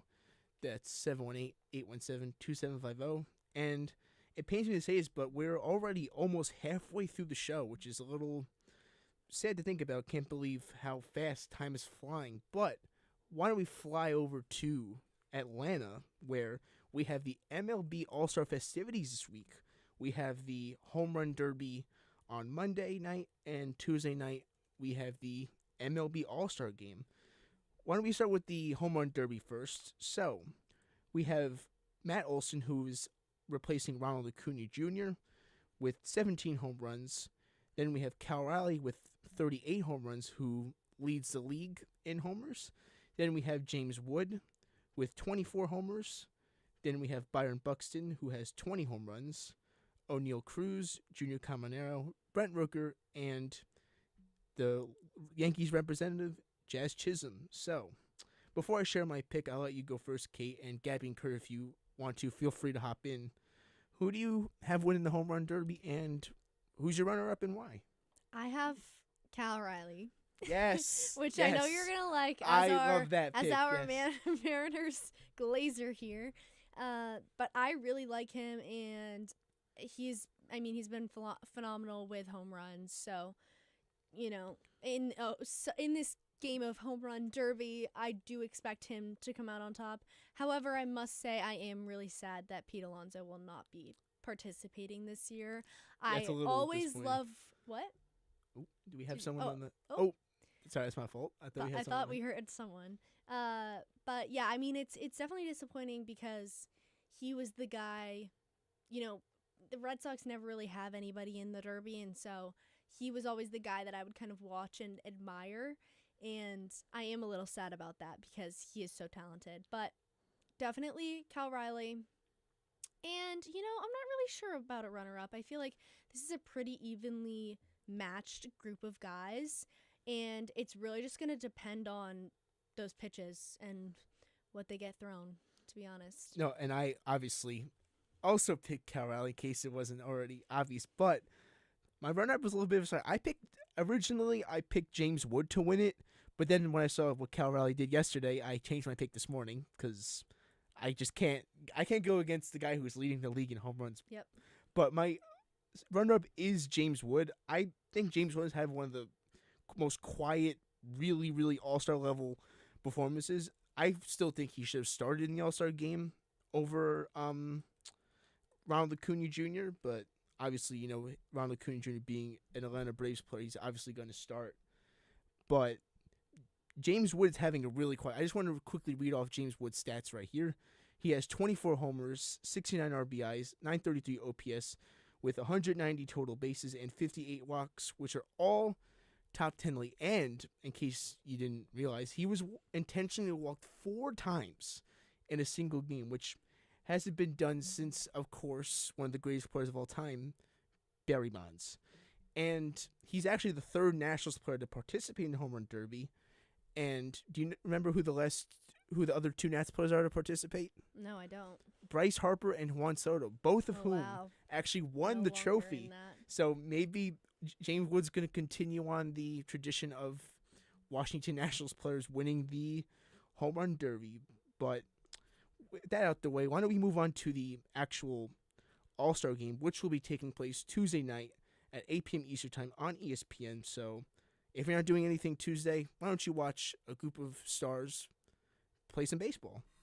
But before we give our predictions, I just want to ask you a quick question. It's a little bit of a fun one. I don't know if you have the rosters pulled out, like the starting rosters. I do. So I saw this MLB article, and they basically projected how they think Aaron Boone and Dave Roberts were going to organize a starting lineup.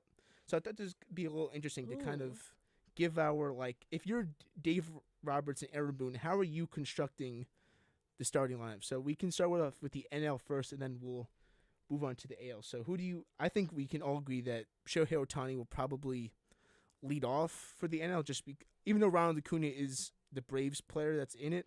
I think Dave Roberts is going to, be a little biased. And, I agree with that. And then second will be Ronald Acuna. Who do you have third? I have Lindor. Really? Yeah, I feel like he bats well in that position, and he would be good to follow those guys, I believe. If they hit, line drives, get on base, I think he's someone that's going to be able to complete those runs, get those RBIs. But I also think PCA could be in that third spot. I think, I don't know, maybe Freeman. I don't want Freeman to be in that spot, but Freeman could be in that spot. I think Dave Roberts is going to do his normal Dodgers lineup where Freeman's third, and then you got Will Smith. Realistically, he'll probably be there. Yeah. However, I don't think, based on his stats alone, he should be in there. No, I totally agree with that. That's why I kind of looked at the Dodgers starting lineup, and that's why I put Freeman third and then Will Smith at cleanup. I have Lindor fifth, though. I do think after the Dodgers and Ronald Acuna, he will be that fifth spot. So yeah. So then who'd you put at four if you had Francisco Lindor third? If you had I would say maybe PCA then. This might be a little bit high. I put PCA at 8. Oh, wow. Just because, like, think about it. The first PCA normally is cleanup for the Cubs. So let's just say Will Smith does this job at cleanup and clears the bases. Mm-hmm. Then for the 5 spot, you have Francisco Lindor leading off that second group with Kyle Tucker, who's normally batting second, playing second. Then you got Manny Machado, who's normally playing third, batting third in that second group. And then PCA at 8 as, like, that second cleanup guy. And then I put Ketel Marte at 9. So I kind of I really wish that Francisco Lindor is batting third because I think he should. But Dave Roberts is obviously going to do right by his fellow Dodgers players. But I mean, Will Smith would be a reasonable person to have up there as well. No, based I on totally his OPS and his batting average. If we're going purely based on stats, not even based on lineup, I would say that he's a good choice for that spot as well. Again, when you have your coach or your manager choosing the lineup, you're obviously going to be up in that lineup at the top as a Dodger. So yeah, definitely. That would make sense as well. And let's start with the AL starting lineup. So I think leading off, I think Aaron Boone will do right by Gleyber Torres. I think he'll end up leading off because when he was leading off in August last season, he wasn't that bad. He was actually doing really, really well. I don't know why they ever put Alex Verdugo at leadoff. That was an absolute. I would have fired I would have fired Aaron Boone just for even thinking about putting Alex Verdugo at a leadoff spot. But when Gleyber Torres was leading off last year, he was actually really, really good. So I think he'll be leading off. And then obviously Judge will be in his normal spot at 2. Yep. And then I have Vladdy at the 3 spot. I don't know if you have somebody else in mind. Or yeah, I would say that would make sense. I could also see O'Hearn up there as well. Yeah, I mean, I feel like that's kind of up in the air. Yeah. I would say the National League, their lineup is more predictable than this lineup is because I feel like you have a lot of guys in this, in this AL lineup that could go, 3 or 4. Yeah, and I feel like the only right answer for cleanup has to be Cal Raleigh. If you need someone if you need someone to hit a home run, I agree, and clear the bases, I think Cal Raleigh is the obvious pick. And then I went Riley Green number 5. Okay, it's just I feel like the AL lineup is just so weird. I feel like the top 4 is like players wise is predictable, but then when you get to 5 through 9, it's just like they're all very very similar players. Like I guess I'd probably put Caminero towards the end of the lineup. He's a replacement, which it should have been Alex Bregman. I'm gonna say that right now. It should have been Alex Bregman. I know. I think it should. Considering he was in the final 2 for the voting, but obviously Jose Ramirez decided not. He opted out of the game. And Alex Bregman was that runner-up. It should have been him. But maybe even if he did end up getting chosen, he probably would have opted out just because he just came back from injury. You didn't really know. I mean, I'm just making an assumption. I still think I still think that J-Ram should be. I know you vehemently disagree with that, but you can't argue J-Ram's consistency every year. He's consistently a top. No. I agree. It should have been him based on stats alone, but it should have been Bregman over Caminero. No, I is totally what agree. I'm saying. It shouldn't have been, Caminero was obviously the replacement. Shouldn't have been him. It should have been Bregman as the replacement. I guess as the in lone, my opinion. I guess maybe as the lone Rays representative. I guess you're a Rays representative now. Because every team needs a representative for the All-Star. So I guess you had to throw in. But I agree with you. I think Bregman should have made it over Caminero. But then I put Ryan O'Hearn at the 6th spot, and then Jacob Wilson at 7, and then Caminero, and then Javier Baez, which I know Kurt is a Javier Baez fan because he was there for that walk-off home run. I'm still coping with the fact that the Mets really traded a perennial MVP candidate. PSA will be a perennial MVP candidate. They traded him for 2 months of Javier Baez and 0 playoff series wins. I know Kurt is really upset with me right now that I'm talking trash about Javier Baez, but I will never forgive the Mets for making that trade.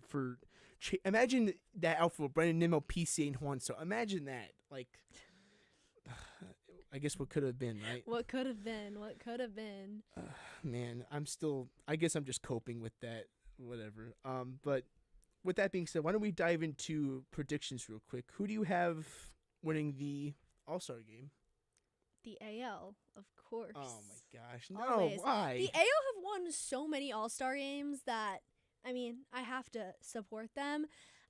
This matchup I think is a very strong matchup, and the NL have a very strong starting lineup. But besides, a few pitchers on the NL side, I do believe that the AL has a stronger pitching lineup. No, definitely, but and so that will be the telltale, and that will be the winner for them. That's fair. But the reason why I'm picking the NL just because think about it. I think it's going to be 5-4, top of 5-4. Okay. 5-4. NL. It's going to be top of the 9th. AL. AL's at the top, right? Or the bottom of the innings. I'm actually not sure about that. I think NL's at the bottom of the innings. Okay. I'm pretty sure. So if the AL's at the top, it's going to be top of the 9th inning. NL up 5-4, 2 outs, 1 guy on, and whoever the reserve is at the plate. Tune those trumpets because Edwin Diaz will get the save opportunity and the NL will win. I'm sure Kurt is loving that prediction by me because I'm so glad that Edwin Diaz is in the All-Star game. He's been arguably one of the best relievers in baseball. I think that's how it's going to end. They're going to cue the trumpets for 1 out, and Edwin Diaz it's going to be a 3-pitch strikeout swing. 3 straight absolute gas pitches from Diaz to win the game. I do think Cal Raleigh will have a home run if we're making predictions. So if you guys bet out there, which by the way, please call the number if you have an addiction because that is really serious. But if you are over the legal age and are going to bet on the game, you heard it here first. Cal Raleigh over 0.5 home runs. It's just right that Cal Raleigh would be the type of player to lead the league in home runs and then just casually first at bat, first pitch, home run. Every time somebody tunes in to this show, they're just going to hear you talking about the Mariners and Cal Raleigh. It's just like the Mariners. The entire time. You could tune in an hour ago. You could tune in right now. You could tune in from an hour in the future when we talk start bench cut, and you're going to be talking about If the there's Mariners. a start bench cut, if there's a start bench cut, and Cal We're Raleig's going there, to be talking about Cal Raleigh will not be cut if we're doing MLB players. He will either be starting or he'll be benched, and I highly doubt he'll be benched unless we're talking about like Judge and Ohtani. Then obviously he's going to have to be benched or maybe even cut. But those are the You're only two. cutting Cal Raleigh? If it's Judge and Ohtani, I mean, you can't really blame me. Even though I really want to put Cal Raleigh over Aaron Judge, but I'm not going to go that far down the delusion. You were saying that earlier. I what? No, Are you going back on that now? I don't think I was saying that earlier. No, but you were just talking about how much you love him. it's understandable. He is a great player. I understand. I just like watching the Mariners play. I'm also a big fan of Julio Rodriguez as well. I don't know. It's just something about the Mariners' offense and their pitching, especially their pitching though. Like Logan Gilbert, Luis Castillo, George Kirby. I don't know. I think the Mariners are a very complete team in terms of like watching them play, but obviously the record doesn't reflect that, sadly. But when we come back, we got some WNBA All-Star talk. We're going to go over the rosters and predictions. So don't go anywhere. We'll be back shortly with One-on-One.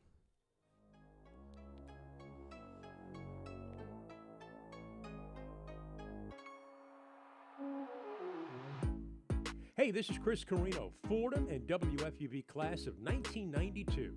WFUV is your home for all things Fordham athletics, with live coverage of Fordham football, Fordham men's and women's basketball, in addition to our Saturday show, One-on-One.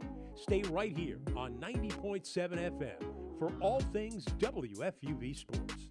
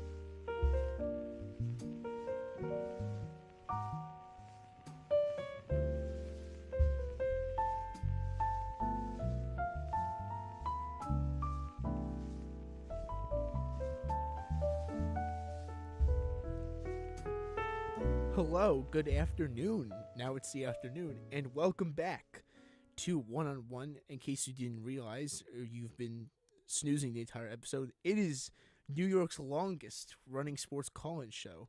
That's Kate, I'm Bradley. We got Gabby and Kurt steering the ship behind the booth. And once again, if you want to call in, the number is 718-817-2750. That is 718-817-2750. If you're just tuning in, we just talked about the MLB All-Star game. So if you want to catch that segment, you can either go to our YouTube channel at WFUV Sports. By the way, make sure to leave a like, subscribe, and comment. And if you don't have YouTube somehow, if you're, I guess, delusional and don't like to watch YouTube, if you're in your car tonight from 11 p.m. to 2 a.m., you can turn on this radio to 90.7 FM and catch us there, where you can catch every segment from this episode. Once again, that's 90.7 FM from 11 p.m. to 2 a.m. if you want to catch all the action. And speaking of action, we got some WNBA All-Star game chit-chat going on. So the draft was a few nights ago where Caitlin Clark and Nafisha Collier drafted their teams. And before, we were talking about it back in the booth, it was so funny to me that Collier wore like the Unrivaled t-shirt and spent the entire, I was watching the clip earlier, she spent the entire draft promoting her Unrivaled team, and then she proceeded to pick her Unrivaled teammates over her own. Yep. I mean, I guess you got to pay the bill somehow, right? I mean, you got to do what you got to do. I just thought that was funny. Like, I'm like, when is she gonna is she gonna pick her teammates, or is she gonna pick her Unrivaled teammates? I just thought that was pretty funny. I thought it was really funny because it's a WNBA event, and she spent a lot of the time talking about, obviously, about a non-WNBA. A non-WNBA thing. And she,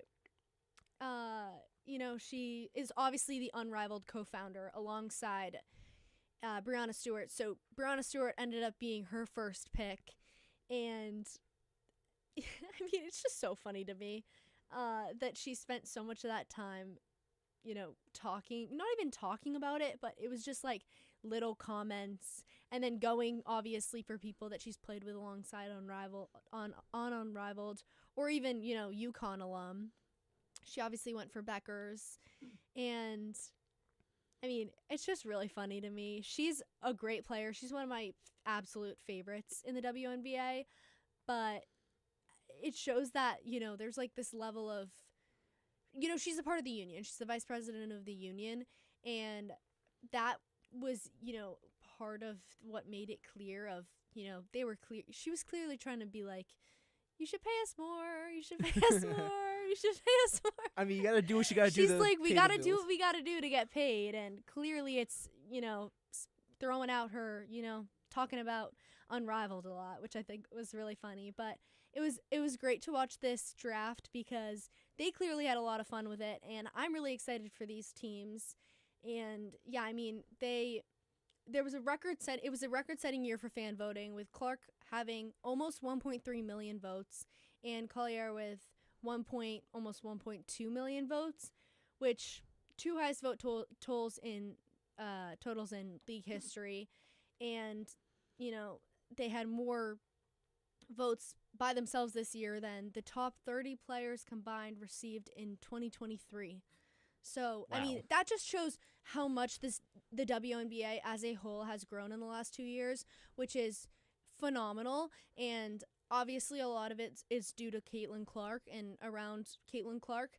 However, what I love about this All-Star game is it showcases all of the best talent in the league. It's not just about Caitlin Clark or about Paige Beckers, which, the media loves those two girls, and so they're always talking about them, but the WNBA All-Star game really showcases all of the talent in the which is really exciting because these teams are stacked. This is going to be a fun game to watch. I'm really excited. It's this upcoming weekend in Indianapolis, so that's going to be exciting for Clark. Especially in front of the home crowd. But exactly. With that being said, why don't we just go over the rosters real quick, and then we can give our predictions for who we think will win. So for Team Clark, we have Aaliyah Boston, Sabrina Ionescu, Asia Wilson, Sadu Sabali, Kelsey Mitchell, Gabby Williams, Sonny Citron, Kiki Irafin, Jackie Young, and Kayla Thornton. And for Team Collier, we have Brianna Stewart, Alicia Gray, Nika Ogumike. Sorry, I completely apologize for botching that name. Then we have Paige Beckers, Courtney Williams, Skylar Diggins, Angel Reese, Alyssa Thomas, Kelsey Plum, and Ryan Howard. So congratulations to those 22 players that made the All-Star game. It's, once again, the All-Star game in sports is like one of the best accomplishments a player can receive because it's only a select handful of people who make the All-Star game. So once again, congratulations to those group of 22. And before we dive into predictions, do you think anybody was snubbed or do you think they got it right? We talked about this earlier. I do not think there were a lot of snubs because these teams are stacked with clearly the best in the W. However, we talk about Citron and Iriafin, who were chosen. They're both rookies for the Mystics, and someone also from the Mystics is Brittany Sykes, and she, unfortunately did not make that, but she has about 18 points per game and 4.6 assists this year, and she's been playing extremely well this year. The Mystics have actually had a pretty okay season. Not been too bad. Yeah, where people thought they were going to be the worst, if not the worst team, one of the worst teams alongside the Wings this year. And they have actually been not too bad. And so I think the fact that Sonia Citron and Kiki Irafin earned spots makes it kind of worse that Sykes didn't earn a spot because she has been playing so well this year. So I don't know. That was like the one person that I saw as like kind of a snub. Yeah, especially since her 18 points per game and 5 assists are both career highs as well. Mm-hmm. And I guess if we're like nitpicking, I guess you could say Kayla McBride because she is shooting 45% from 3 and 90% from the charity stripe. But other than, I guess, Brittany Sykes, I think they did a really good job. I really don't have anything else to say. But on a side note, why don't we share our predictions? I'll let you go first, and then I will share why I picked my pick. So I know you shared your pick back there, but yeah, I mean, I've talked about this, and I'm very strong on this decision. I think Collier is going to win. This is going to be a great matchup, which is really exciting because both of these teams are so strong.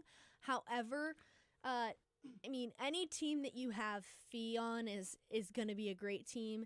You've also got Brianna Stewart, phenomenal athlete, and you have NECA, who I absolutely love. I think she's an incredible player. And they have great reserves. Obviously, their starting five is fantastic, but their reserves are stacked as well. You've got a few large players in that reserves. You've got and I feel like they have a great mix of veterans and rookies. And this is just going to be a really strong team, in my opinion. I went the opposite route. I picked Team Clark because think about it. You have 3 players on the same team that all play for the Indiana Fever, and they're playing in Gainbridge Fieldhouse. I just think they're going to be a little more fired up than the rest of the players to obviously perform in their home stadium. And you have arguably 2 of the best shooters in the W with Caitlin Clark and Sabrina Ionesco on the same team. They may combine for like 60 points. Yes. Or something like that. And when you have a front court of Asia Wilson, Sarah Sabali, and Aaliyah Boston, I'd say that's pretty unstoppable. But I feel like the All-Star game is all about like offensive firepower. I feel like kind of like with like the actual NBA, it's all about like high scoring offenses who could score more. I just think I can never go against 2 of the best shooters in the W with Sabrina and whoa, I just lost my train of thought. Words are difficult. Caitlin Clark. Mm-hmm. But with that being said, I was going to say let's transition to 3-point contest, but we only have 1 confirmed contestant. I mean, yeah, I'm really upset that Sabrina Ionesco is not participating. She decided not to participate this year, and I mean, she's fantastic at that, so I'm a little bit disappointed about that. However, back to the Team Clark situation, Asia Wilson got hurt in the game the other day. So which she may not be if playing. she doesn't play, I I might think change my that's going to pick. hurt them. I think that's going to hurt them a lot because she is that big player who, pushes in the paint and is really fantastic as a forward. And if she is out, which it is kind of looking like she's going to be, she has a wrist strain at the moment. So it seems like she's going to be out, especially because the game is this upcoming weekend. So that's not looking too good to me. And that it might be the breaking point for that team. I would say if obviously it's not official right now, but if Asia Wilson is out, then I would. I understand. I'd probably change my pick just because Asia Wilson contributes so much to that team. If you're looking at it, Yeah.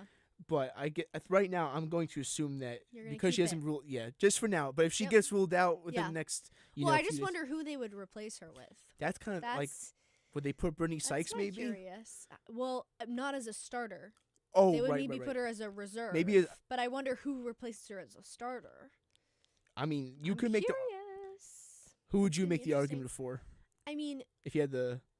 If you're going based off of like literally top reserve, top pick, it would be Kelsey Mitchell. However, if you're replacing with a forward, you would go with, I would say Gabby Williams or even Kayla Thornton. I don't think she should have been that low in the picks. I really like her. I don't know why she was the last pick. Exactly. I can't believe she was the last pick for that because she is a fantastic player and she has really helped the Valkyries have kind of a strong season so far. Especially, I don't know why we're hating on the expansion team, I never hating on that expansion team. They have been fantastic this year. Speaking of expansion, we have 3 new teams in the WNBA. Sadly, Boston did not get a I'm really upset about that. Do you think they'll eventually get one? Or? Oh, yeah, absolutely eventually. I think they'll be in the next round. However, this is going, I think, Cleveland's 2028, Detroit's 2029, and Philly's 2030. Yep. So we wouldn't be seeing new teams until what, 2031? That's kind of far out from now. It's a little sad to see them not be a part of that. But I think Detroit and Philly were both great picks. I don't know if I agree with Cleveland, but I probably would have chosen. I choose Boston over Cleveland. I'm not going to be afraid to say I would have given it to Boston. Yeah. Or you can even make an argument for I know. Well, Seattle already has a team. Is there? I feel like I'm forgetting a major city that doesn't have a team that. Well, Toronto and Portland are coming soon. Oh, but they're like the next one. So they were already announced previously. They're coming in the next year or two, and those both have very strong fan bases, and those will succeed 100%. Especially Toronto, you have a whole country behind you. But definitely sad to see Boston not be a part of that. However, it's just so exciting to see the expansion of the W. And how quickly they're expanding. The fact that they just announced 3 more teams in the next few years is really exciting. You've got 5 years. In the next 5 years, you're going to see five more teams, which is really exciting. And they'll probably continue to add more every few years. Exactly. I don't see the because now the WNBA ratings stuff are an all-time high. There's no reason not to keep adding more. I feel like with other sports like the NBA or the NFL or even MLB would hurt from expanding more. I feel like the WNBA is one of those exceptions where it would benefit them more to expand than to keep it because they're not nearly at the level of any of those any of those other leagues because they only have a certain number of teams. They've got 13 teams, I think, and so it's not enough to be like, oh yeah, we don't need to expand anymore. They have the perfect number to expand fully, and continue to expand. And you could even say that maybe, let's just say, when it's all said and done, they have 24 teams, 12 in each.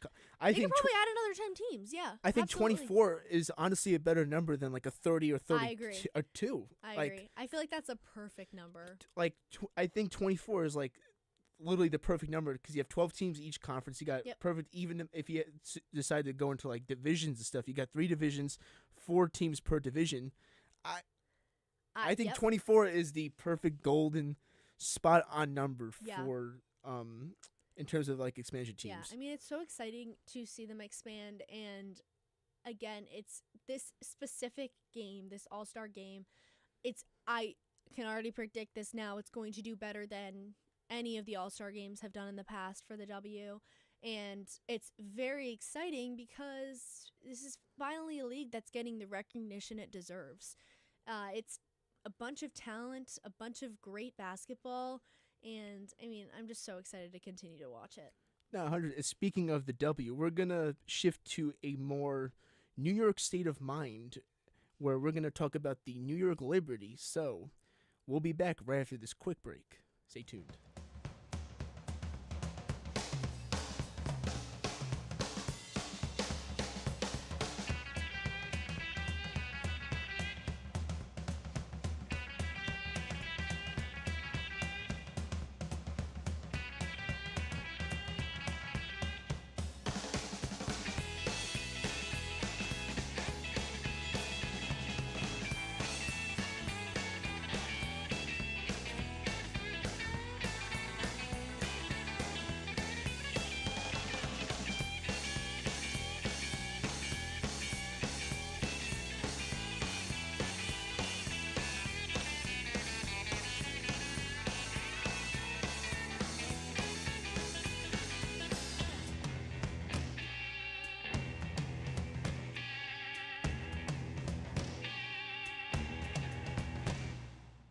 You're listening to WFUV, New York.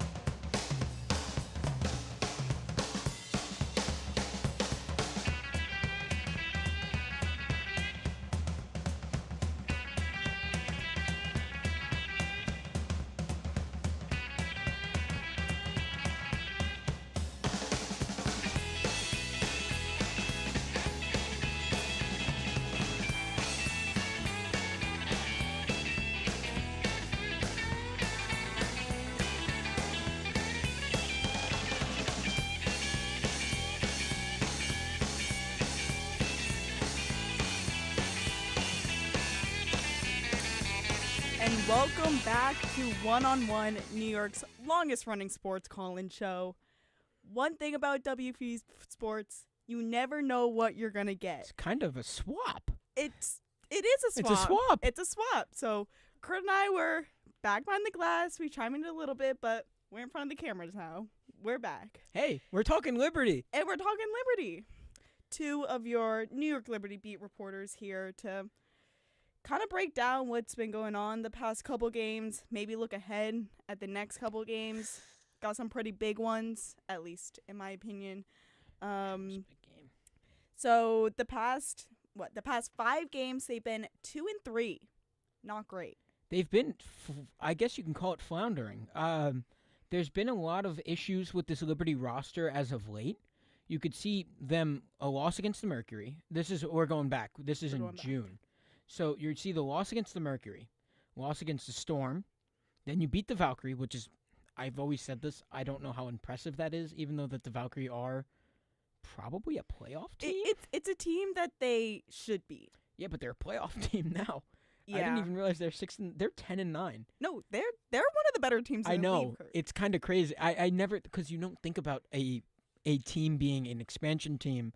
And then we're going to have to get used to this because we were talking about that behind the glass. Yeah. Is how many teams that they're bringing into the W. We're going to have to get used to teams being maybe like a Vegas Golden Knights kind of thing and win maybe in their first or second year in the WNBA just because there's so much talent everywhere that isn't in the W or just sitting on the bench. Yeah. So you have a win against the Mercury, a win against the Storm, Valkyrie, okay, you win by 4, you should have won that anyway. Then you lose to the Mercury in what I would call a blowout, just because that's not a game that you should lose. No. The Dream, I don't know how I felt about that game, losing to the Dream. I mean, the Dream are a very strong team just in general in the W. The last time that they played the Dream, they had to have a comeback of like 25 points or something like crazy, that. Yeah. And that's the same thing that happened when they played the Sparks. The Liberty were not clicking on any cylinder at all. The Sparks looked great. And that's just one thing that we've kept talking. I think this keeps coming back up is Kelsey Plum being kind of legendary. Well, she's a Hall of Famer and everything else. She's but a goat.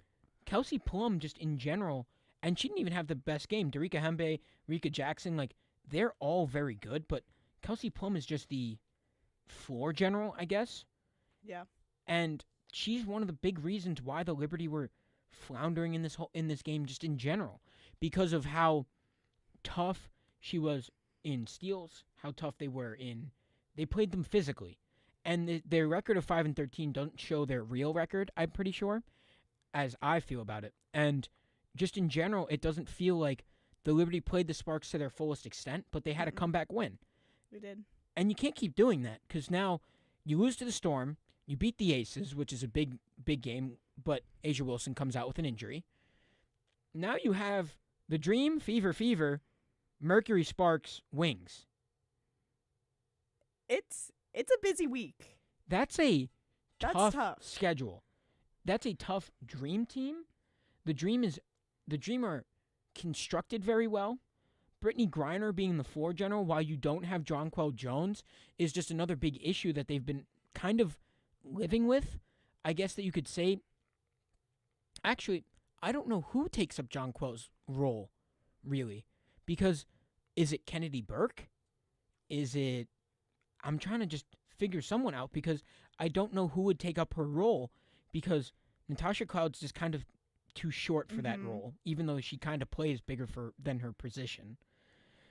Fibich is back, but she's a high 3-and-D kind of player. She's not one that you can put on Brittany Griner, especially if she's having a really good game. The only person that I see that might be the one that goes on Brittany Griner the whole game is Brianna Stewart.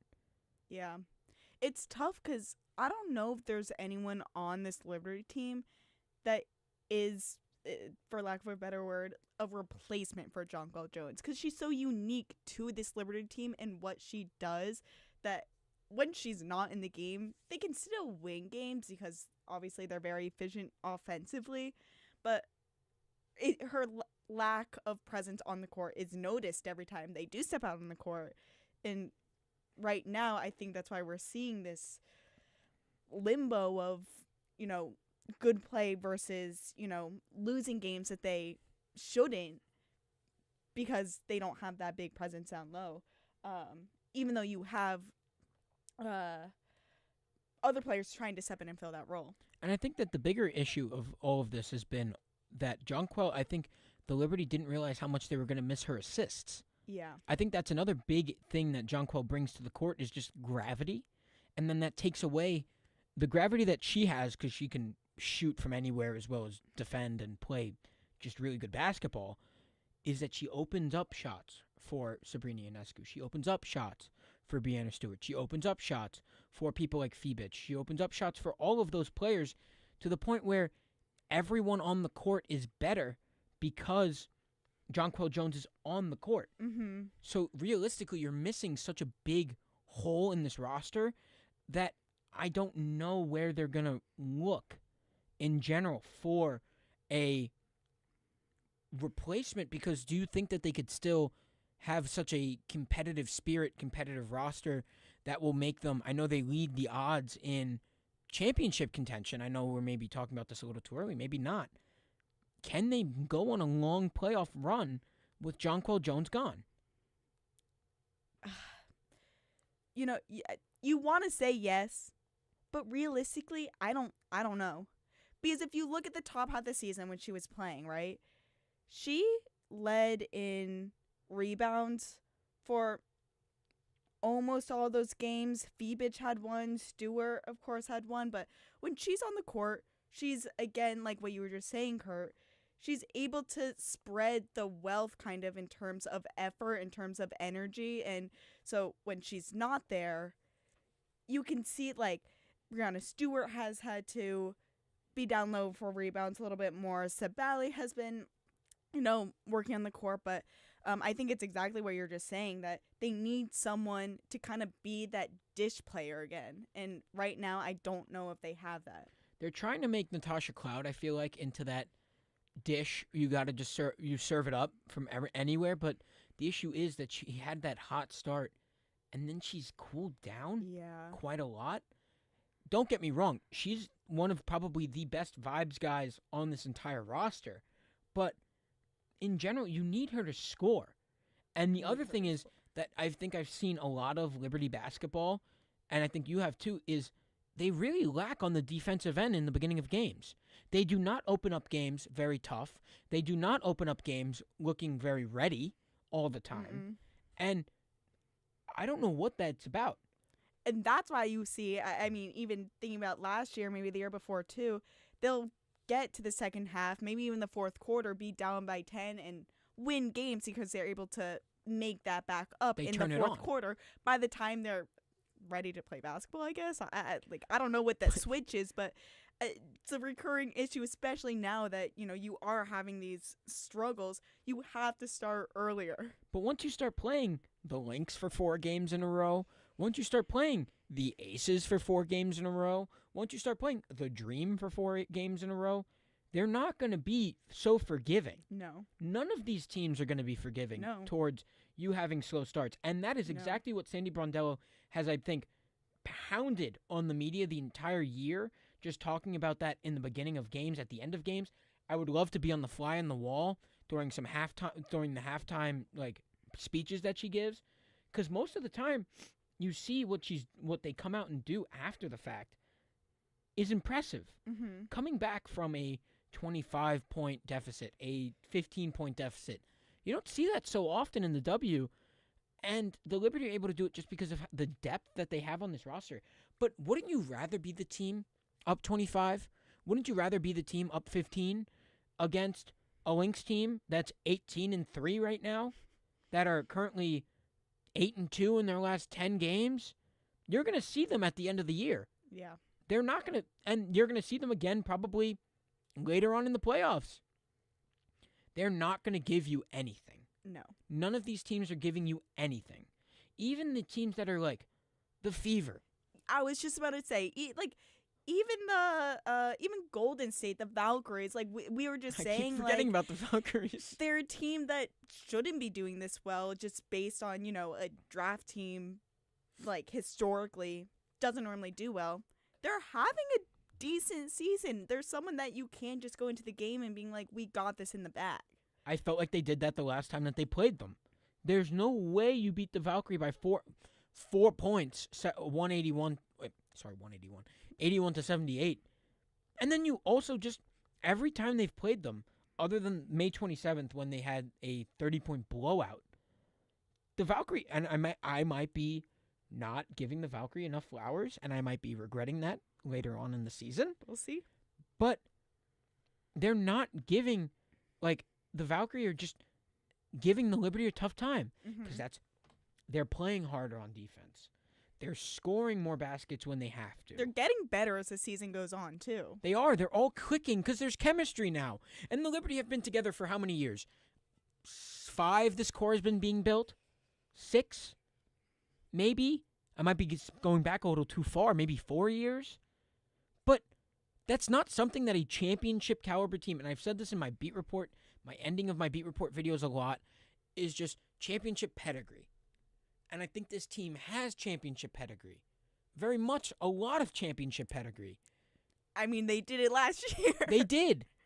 But the issue I have is that champions don't let other teams walk all over them. And I feel like right now, a team like the Lynx are playing with more championship pedigree than the favorites to win it all. Yeah. And this is the harshest, I'm going to say this now, this is the harshest that me and Gabby have ever been on the Liberty in a segment, probably ever. Probably ever. And that's hard to do. That's very difficult. It's very hard to do. We're very optimistic we people. We are very optimistic. Sometimes I'm very optimistic, but for the Liberty, I'm very optimistic all the time. And I don't know what this next 4-game set is. If you want to throw out a prediction for what even their next 10 games. I was gonna say, so you're heading down to Brooklyn tomorrow. I think they could beat the Dream again.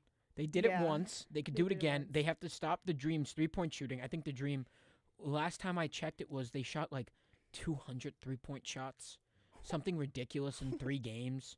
Some ridiculous number. Yeah. I might be overblowing that. I would think it might have been 125 or something like that. In 3 games or something like that. You got to get them off the 3-point line. Yeah. And you got to shut down Brianna Stewart. not Brianna Stewart. Oh my, Brittany Griner. We want Brianna Stewart. We want Brianna Stewart to perform really light great. up. Yeah. But you got to shut down Brittany Griner. That's your biggest mission there. You got to shut down Brittany Griner. I think they probably beat the Dream. They're coming off a loss, so hopefully, but to the Dream. I mean, they lost against the Dream last time. Going into this time, make that up. Got to figure that out. But then you got the Fever twice. Yeah. You see them once and then you see them again. Back against the Fever, yeah. In Barclays Center. So I think it helps that they're home. I said this last time loudest too. fans in the entire WNBA. Hey, and that's you what can I'm saying. Hear it. And you can hear it. The Fever game is going to be And they do better at home. They do. They're a much better team at home. They like the environment that they're in. So they're a much better team at home. So we're thinking they could sweep this set? Probably not. Probably not. I think they probably lose one the or two. Fever. They lose the Fever game. One of the Fever games they lose. One of them they lose. I think they probably lose the July 22nd coming off is that All-Star break? Yep. So you win the Dream, you beat the Fever coming in just rolling. Yep. You're going to be at the Fever game. Of course. So that will be exciting. I'll be there. You lose that game on Tuesday. Come back, you probably beat the Mercury. Mm-hmm. Then the Sparks, I mean, don't lose to the beat. Sparks. You Don't have lose beat to the Sparks. Sparks. Then you got the Wings, who are better than previously I thought they were going to be. Still not showing that much of a. They're like 6-15, but still, I guess, a better team than maybe I thought they could have been. They might be able to surprise the Liberty. Play them twice, sweep those games. Then you got the Aces, the Lynx, It's tough. That's a gauntlet. It's a doozy, yeah. So that's what you have to win the games you're supposed to win. And that's what I think we're probably going to see that the Liberty probably do. And hopefully they can take down the better teams, because you want to prove that you're still number one in the WNBA. You got to beat the number one teams. You cannot You got something to play for now. Oh. People think you're gonna win another championship. You gotta prove it. Prove it. You gotta prove it to Sandy Brondello, who has been such a great coach for this Liberty team, and you can see the frustration every single time. And she doesn't show frustration. I think. No. Have you been there for a loss? I don't think No. I might have been there for one loss last year. Okay. And she's never shown frustration. No. But you can definitely see that she's angry about it, and she's a fierce competitor, and she's always been a fierce competitor. And that's exactly what the Liberty are getting, and you don't want to disappoint that as well. Yeah, and maybe a little All-Star break will help them, maybe regroup, Hopefully. fix Maybe we any get John Quell back. lingering injuries that are still there. I mean, I know Sabrina and Stewie and all of them have been playing, but who knows what they're actually dealing with. But all of that we shall see. Of course, follow Kurt and I on Twitter for all our reports for New York Liberty basketball. We'll be at the games this week. Best reporting around, not biased. Hey, WFUV. Hey, WFUV. Should have given us a vote in the All-Star game. We said that last week. Hey, I mean, I didn't see my name on the list. I was kind of disappointed. We didn't see either our names on the list. That's kind of crazy. We said that we should have it, and then. Hey, you can't get everything, No. and that's something that you got to learn every day. But with that will wrap up our New York Liberty segment. We'll be right back after the break with maybe a little game. So stay tuned and find out. WFUV New York, member-supported public media from Fordham University. On air, online, and always commercial-free.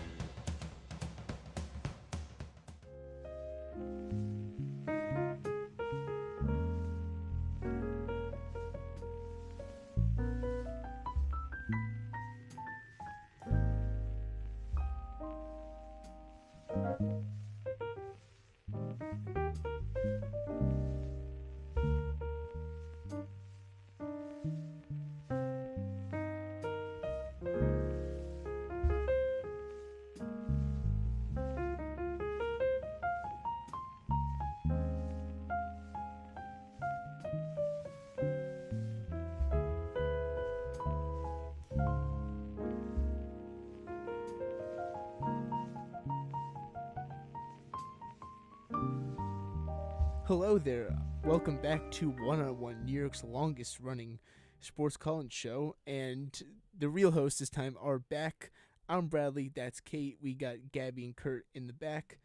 And once again, we have another break from your regularly scheduled sports programming with a little fun segment. We got a start bench cut. So basically, we're going to go over 3, whether it's players or like cartoon characters or really anything. And we're going to be doing a start bench cut. So, Kate, I'll let you go first. And then Gabby and Kurt, if you have one, feel free to hop in after. So I've got 2. I've got like a serious one, and then I have, a funny one. And I'll start with the serious one first. And since we just came off of the WNBA segment, I want to start with that.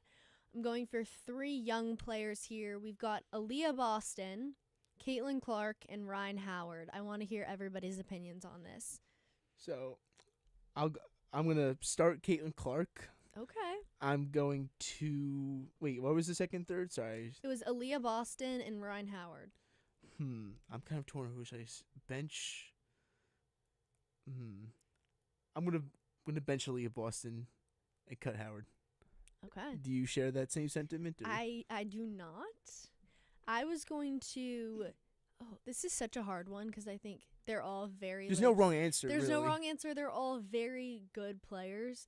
However, I think I'm going to start Aaliyah Boston and bench Caitlin Clark. You can't cut Caitlin Clark. Howard. I don't think. I'm close to cutting Caitlin Clark. Wow.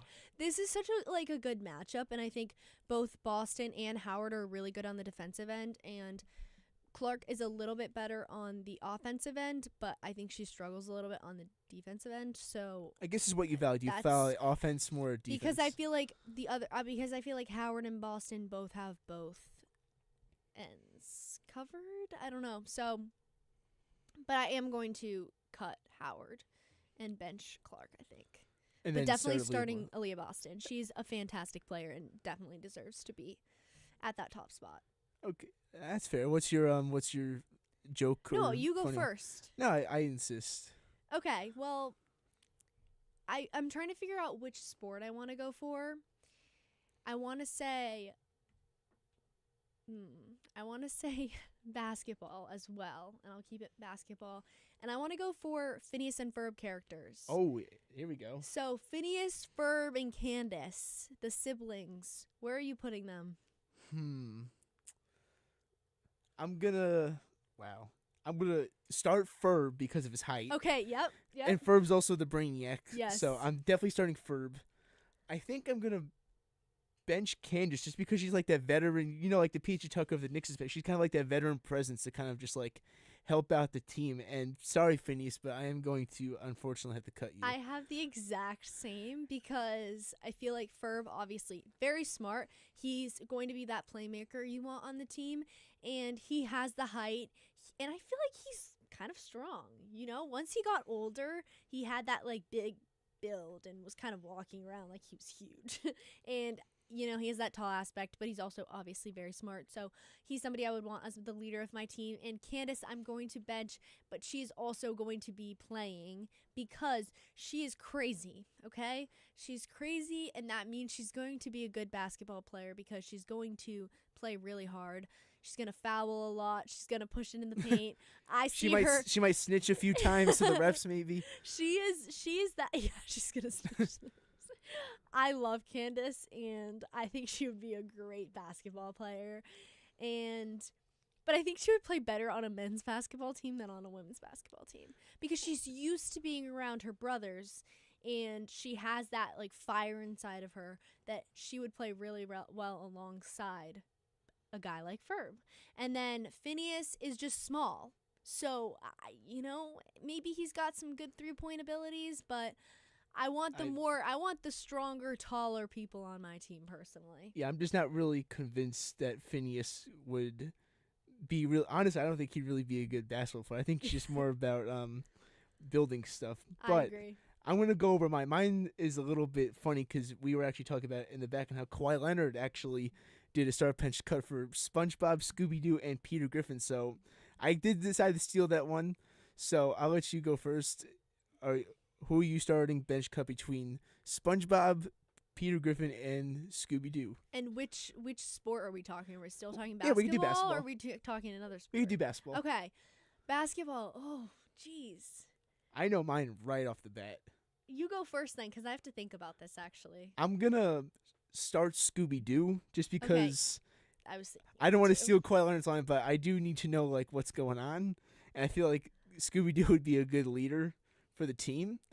I would probably bench SpongeBob just because like he can cook Krabby Patties on the bench while like all the starters are playing. He just be he's fueling the team. like he's just making Krabby Patties, and you gotta and I would cut Peter just because I feel like he wouldn't really be able to run up and down the court with the rest of the place. He'd always be that last guy just trailing behind everybody else. I apologize, that was not nice, but I need athletes on my team, and I just don't think Peter Griffin is one of those. I agree with that take 100%.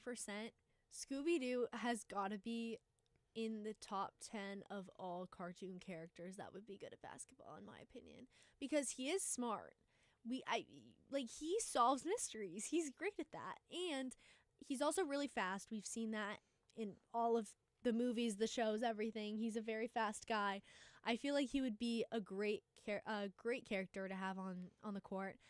I would also say SpongeBob, I would bench. He has the energy, and he's going to want to win more than anybody else. He's going to want to go out there and play for his team, and I feel like he's the kind of guy I would want on my team no matter what, because he has that energy behind him.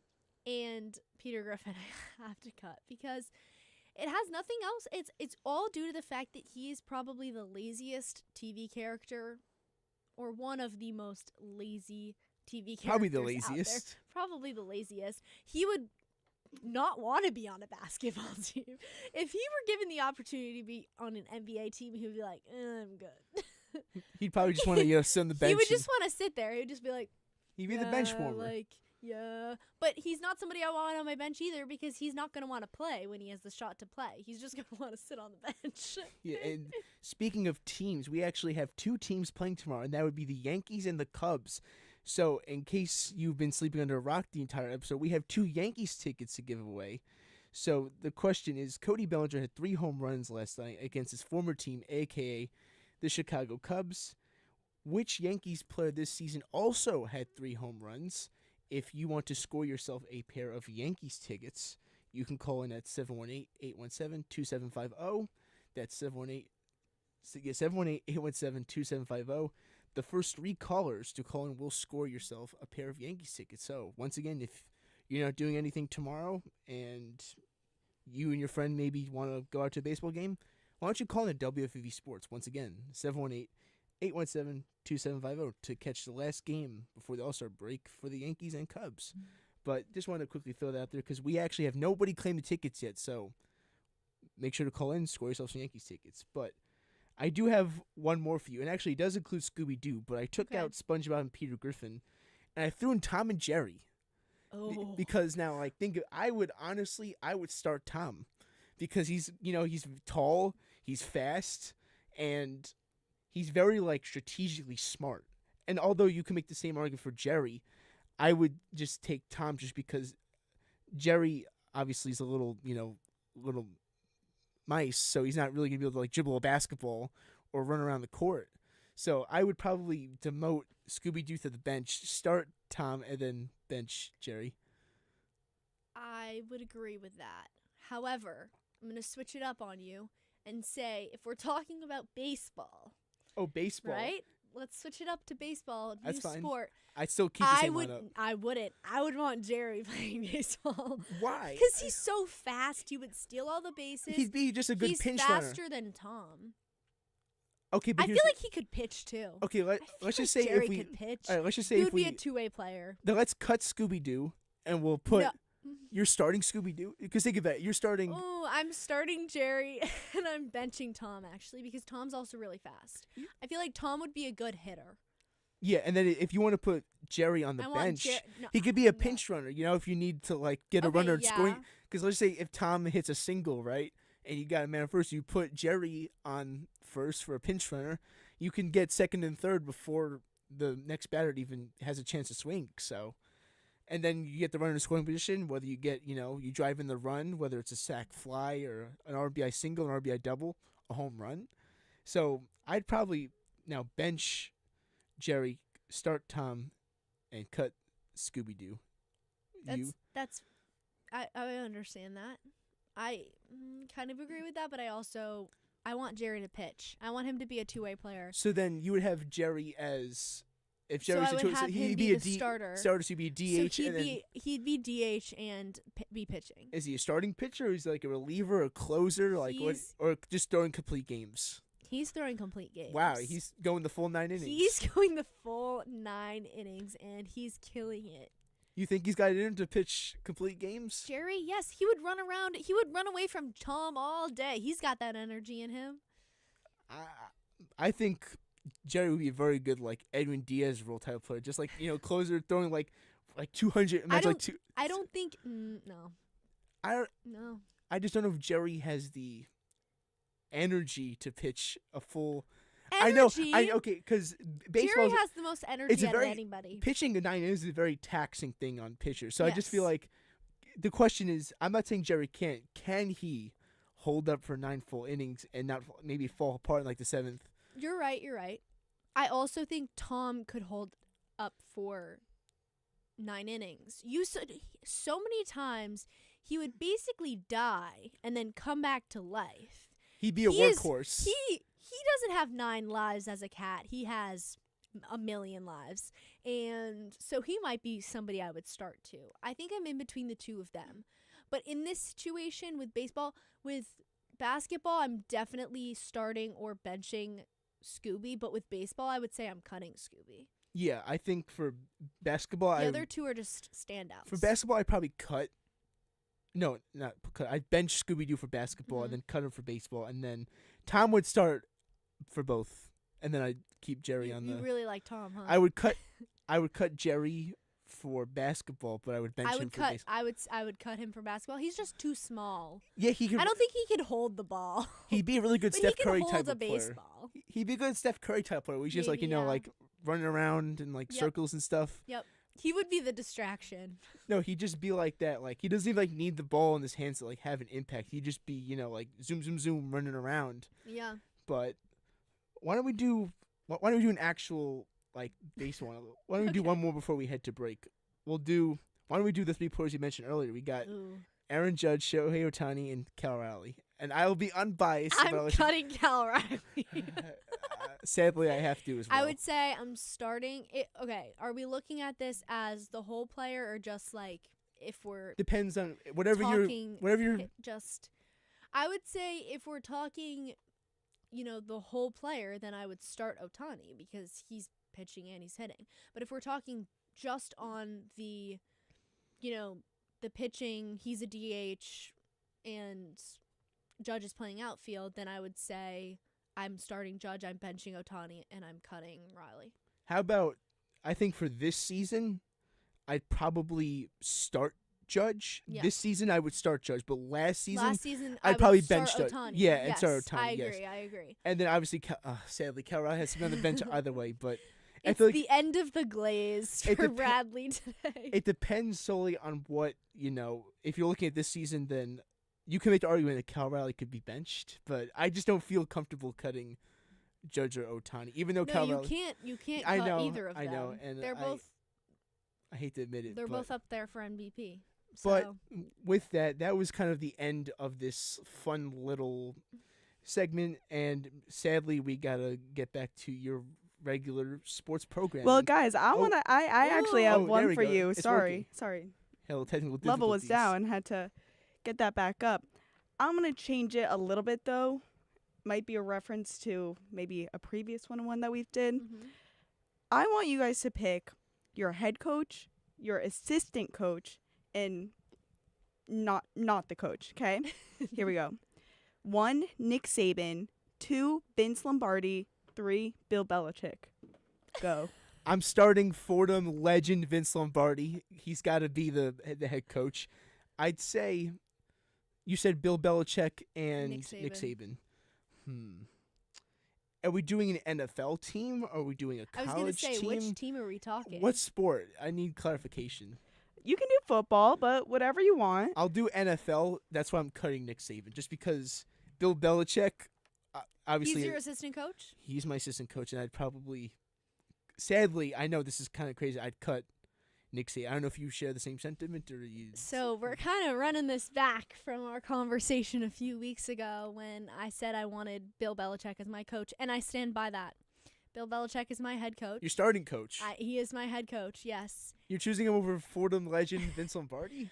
I love Vince Lombardi, and I mean, he is a legend. Love him.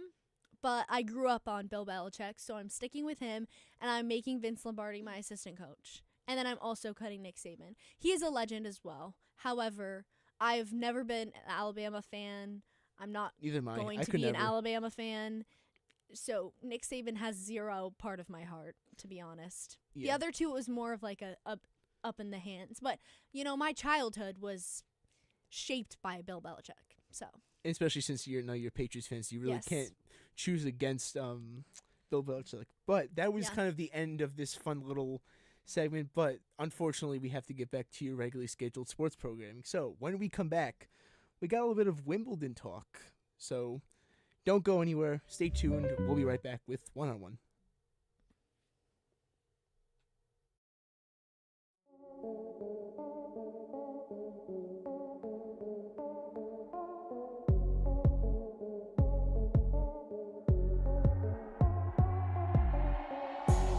I'm Isabella Terracini. And I'm Barrett Spreitzer. We're two of your hosts for College Gridiron, the exclusive home for all things college football on WFUV Sports. Join us as we break down the biggest matchups of the week, Heisman hopefuls, and college football.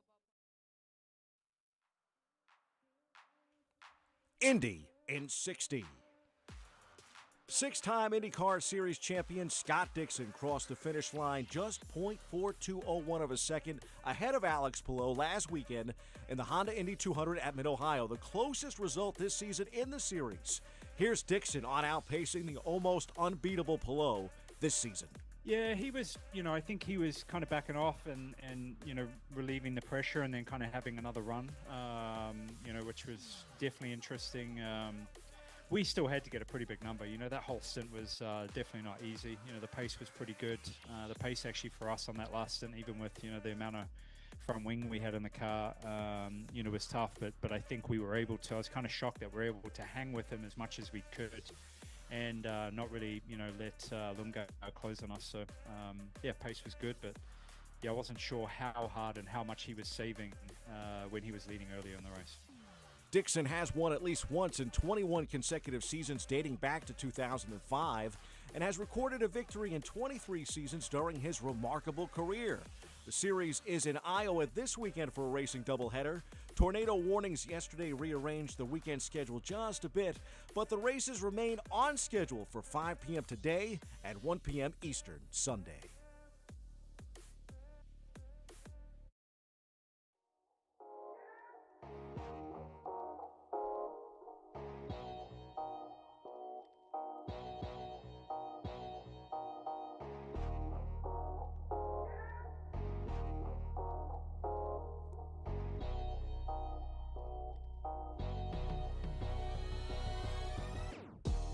Hey guys, Grace McCarran here with Jack Warner. And we're two of your hosts for Nosebleeds, WFUV's one and only baseball podcast. We'll keep you in the loop on all tri-state news with the Yankees and Mets, as well as the biggest headlines from around the MLB. Catch weekly episodes of Nosebleeds on Spotify, Apple Music, or wherever you get your podcasts. Take a trip around the bases with Nosebleeds on WFUV Sports.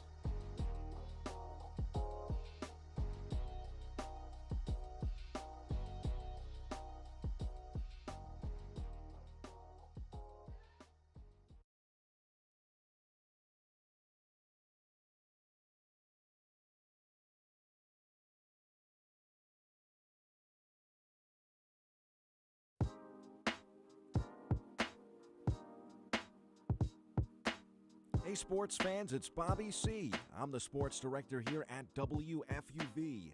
From live broadcasts of Fordham Athletics to coverage of all the professional sports teams in the NYC, we've got everything a sports fan could ask for. Like talking sports? Check out One on One, New York's longest running sports call-in show. as well as our diverse collection of podcasts. If you're a Fordham student interested in joining our program, feel free to shoot me an email, bobbyc@wfuv.org. And as always, thank you to all of our listeners who support us every week. 90.7 FM is the home of WFUV Sports. And we're back, and more specifically, I am back in this A-host spot. Hello, Kate. And we're here to talk some tennis. This is something that we don't get to do very often on one-on-one, but it's quite relevant today, this weekend especially, with the Wimbledon finals happening. This morning was the first final.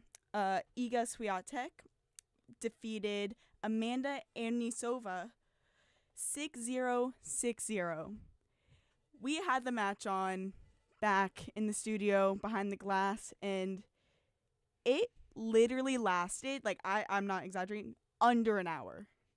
Under an hour. It was 57 minutes. That's insane. That's crazy. And I don't know, it's something that you hate to see kind of in a final. You know, at least, you know, for me, I'm watching this tournament every day. Historic amount of upsets on the women's side specifically. You saw the top. Aryna Sabalenka was she was the top seed who stayed in it the longest, and she still didn't make it to the final. But so historic amount of upsets. Crazy tournament, you know, didn't really see anything coming, all for a 6-0, 6-0 final.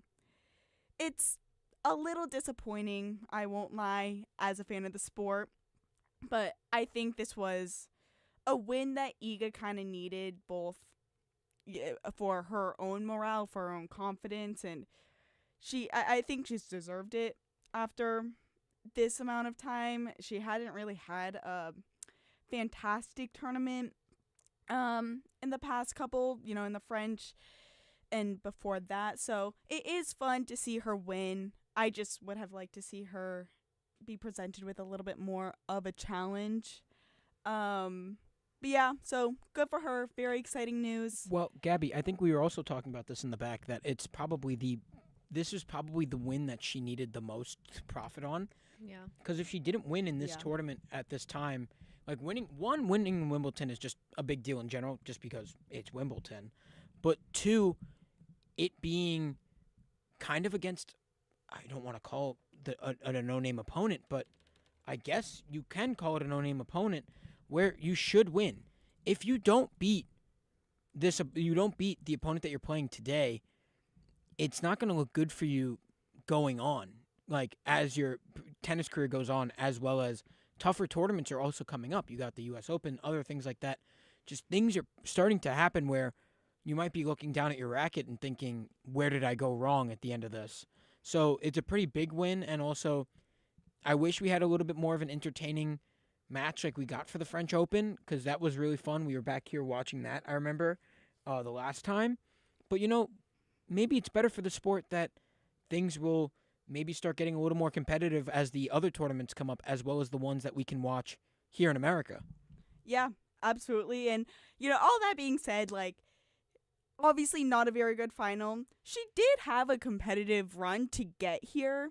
All that being said, I mean, like I said, there was a historic amount of upsets from lower ranked seeds, kind of getting themselves into these deeper rounds in Wimbledon.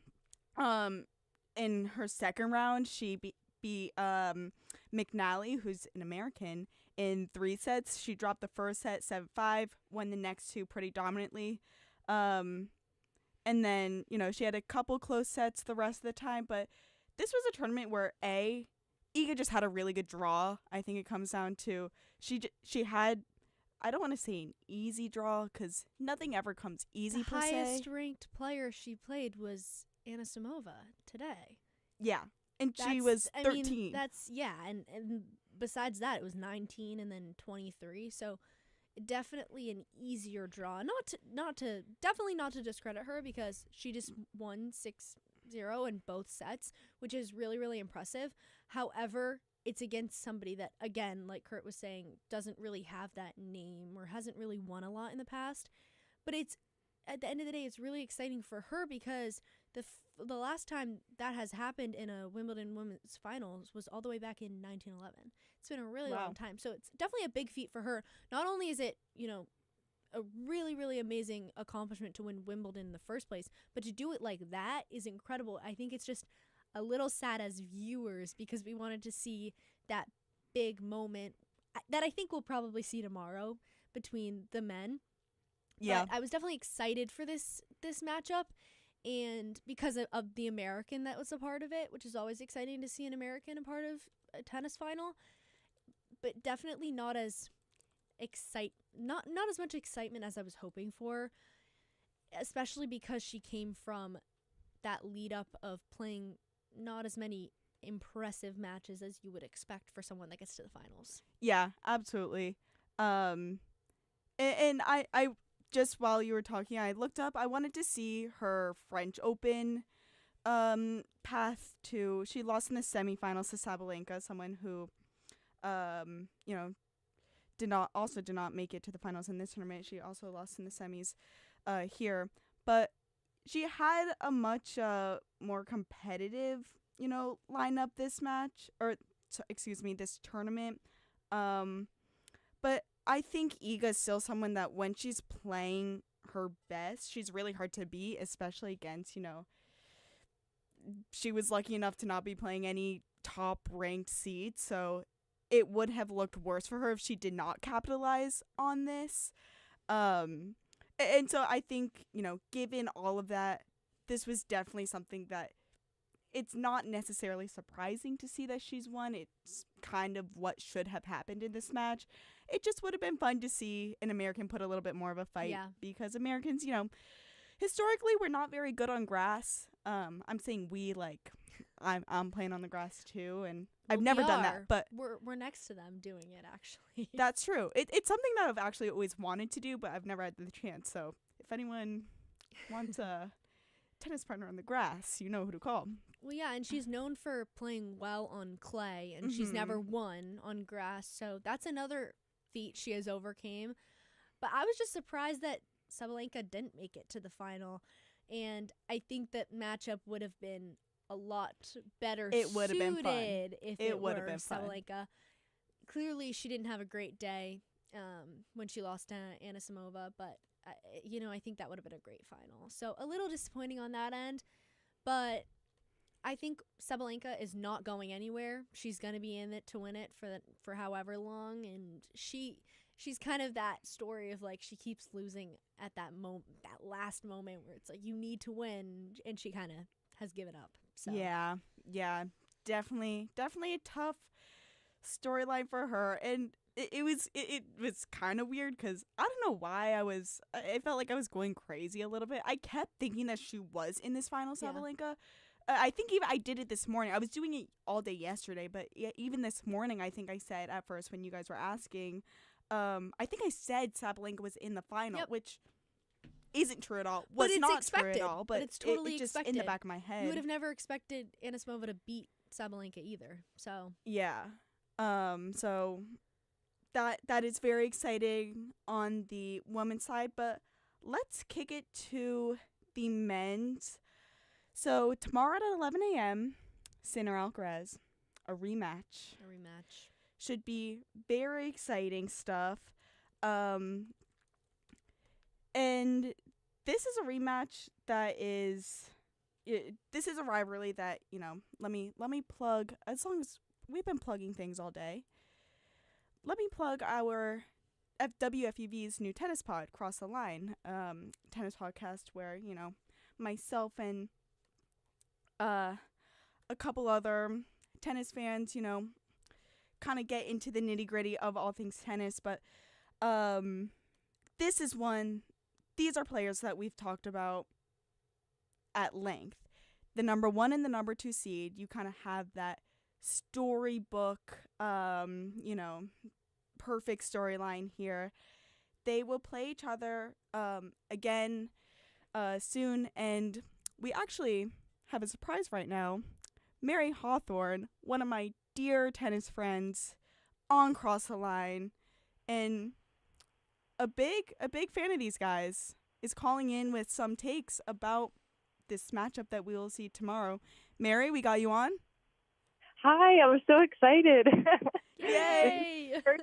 My first time calling in, but I feel like it's the perfect segment to call in for my first time because I feel like it's the best one yet.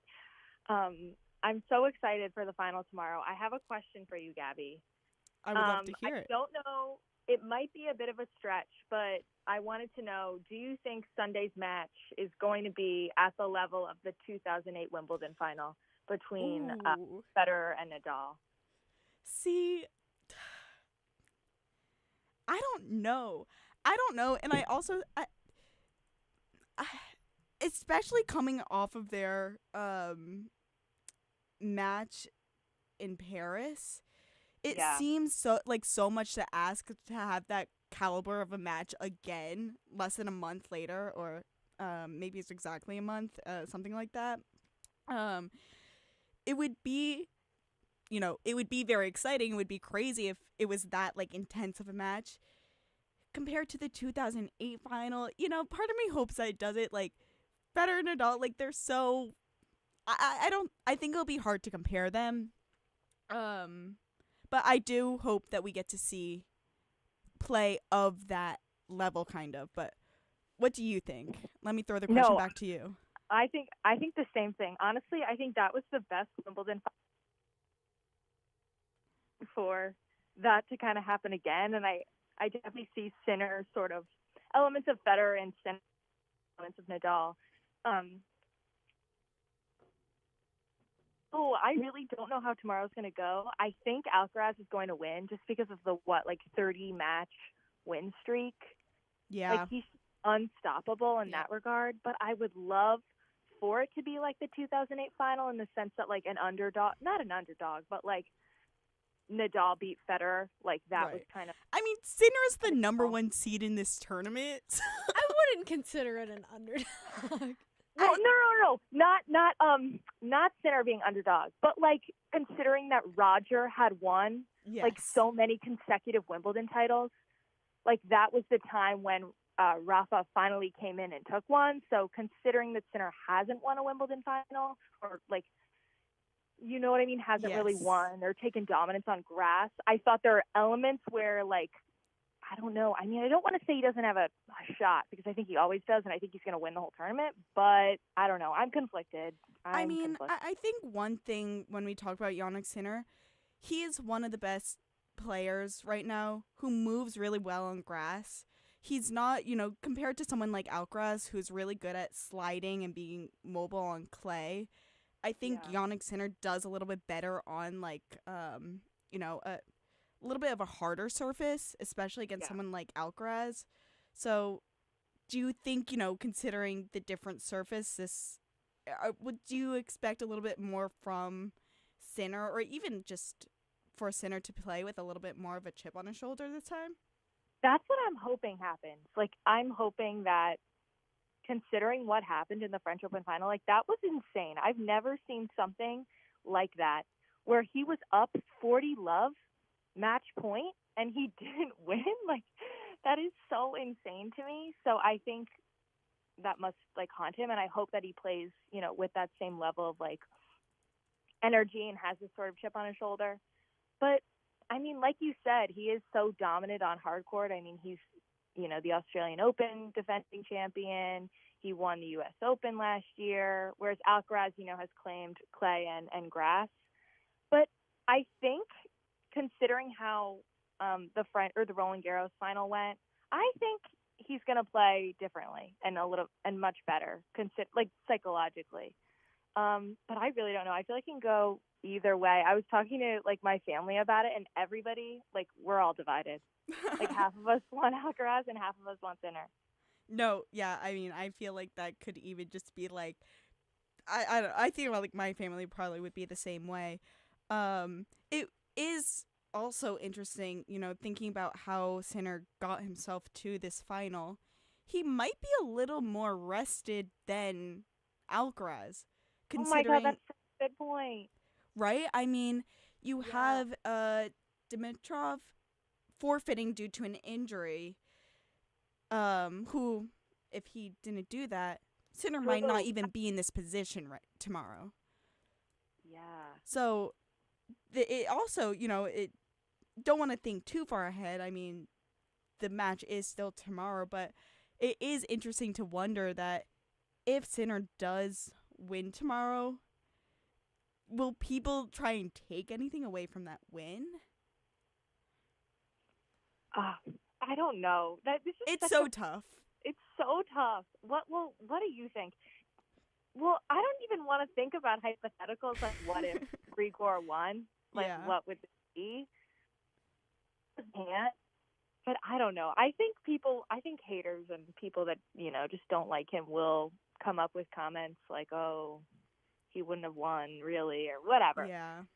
I mean, But he'll still have to beat Alcaraz, so it's not like it'll be an easy feat. Not at all. No. I saw something. I don't know how long ago it was. My mom told me like 5 minutes before I called in. She said that Sinner today practiced for only 19 minutes. 19? Yeah. So I don't necessarily know what that means. They said it's one of the Wait, sorry, you cut out for a sec. Can you repeat what you just said? Oh, wait.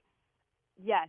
My mom told me that Sinner only played 19 minutes on court today, and some of the commentators were saying on Tennis Channel were saying that that's like the shortest allocated practice time of the tournament so far. Like nobody has taken that quick. I don't know what that means, but yeah, I don't know what that means either. That's very interesting. 19 minutes. What?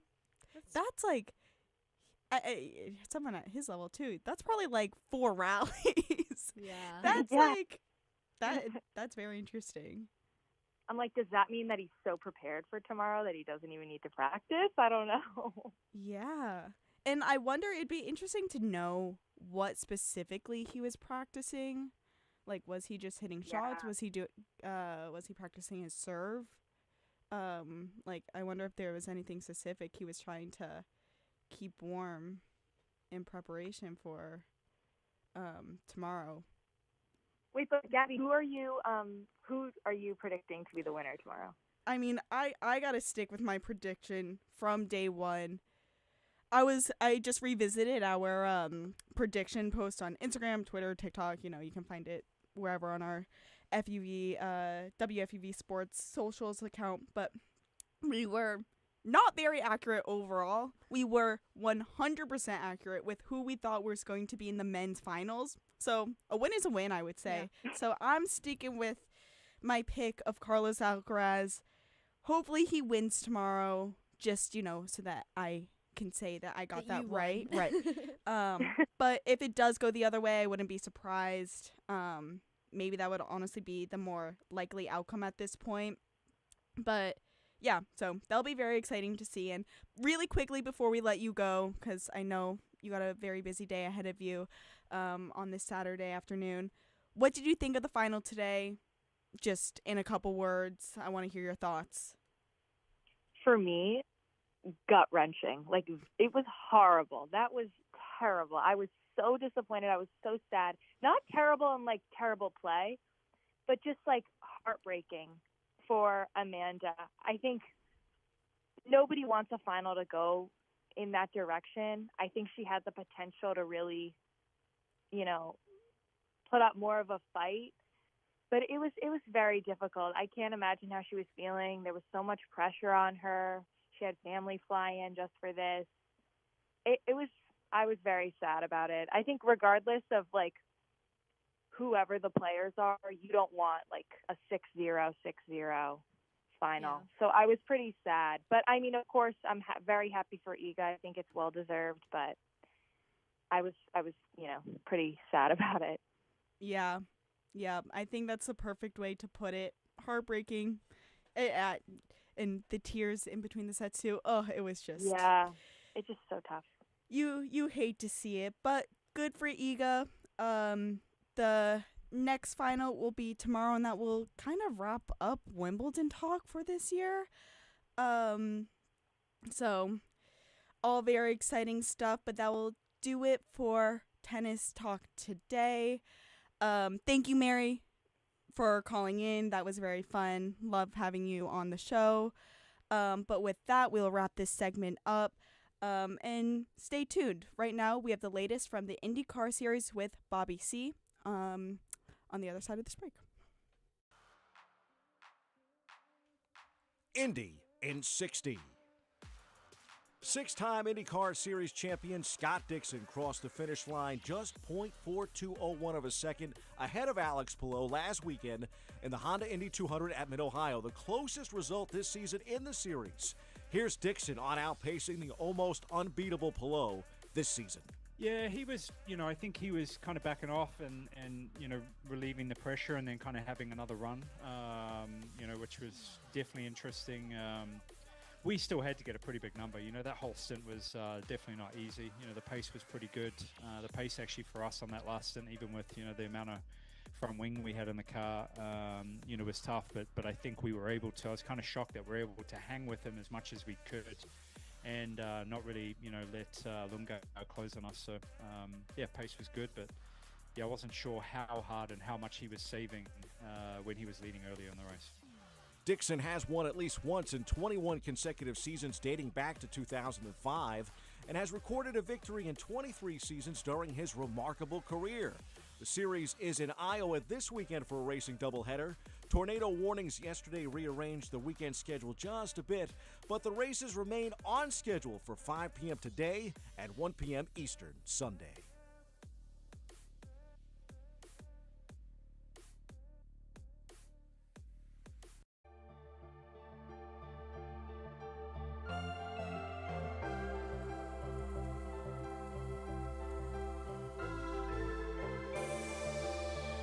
Hi, this is Mike Breen, WFUV class of 1983. WFUV is the flagship station of Fordham Athletics with live coverage of Fordham football, Fordham men's and women's basketball, in addition to Saturday one-on-one. Stay right here on 90.7 FM for all things WFUV sports.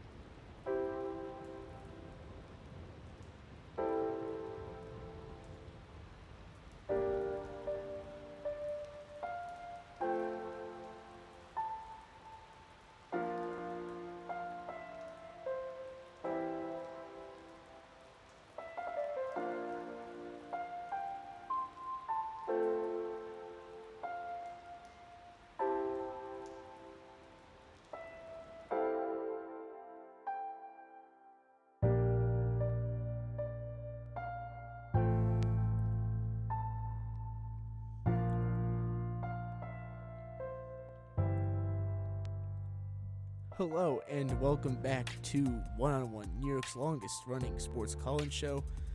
I'm your AOS Bradley. That's Kate. We got Gabby and Kurt in the back. And unfortunately, this is our last segment. And it's a tradition here at WFUV Sports. We got a mixed bag. So we have Gabby Price in the back ready for a question. Gabby, take it away. All right, we got a couple minutes, so I'm hitting you guys with a tough one. If you could steal one player from any team to instantly help your favorite team win a championship, who are you taking and why? Any sport? Yeah, so let's say you want to talk Mets. Pick any MLB for player basketball, ever. This is like a salary cap, or does that not matter? No. Oh. Can it be all No time or limits. just current? Let's go all time. Let's Wow. go crazy. Okay, let's see. I'm trying to think of. Why don't we just go ahead and just give the Mets Barry Bonds or Ken Griffey Jr. Let's see. Maybe for the Red Sox, who you? I'm taking Babe Ruth back. And I I'm would take never Babe- dealing with the curse ever again. That's fair.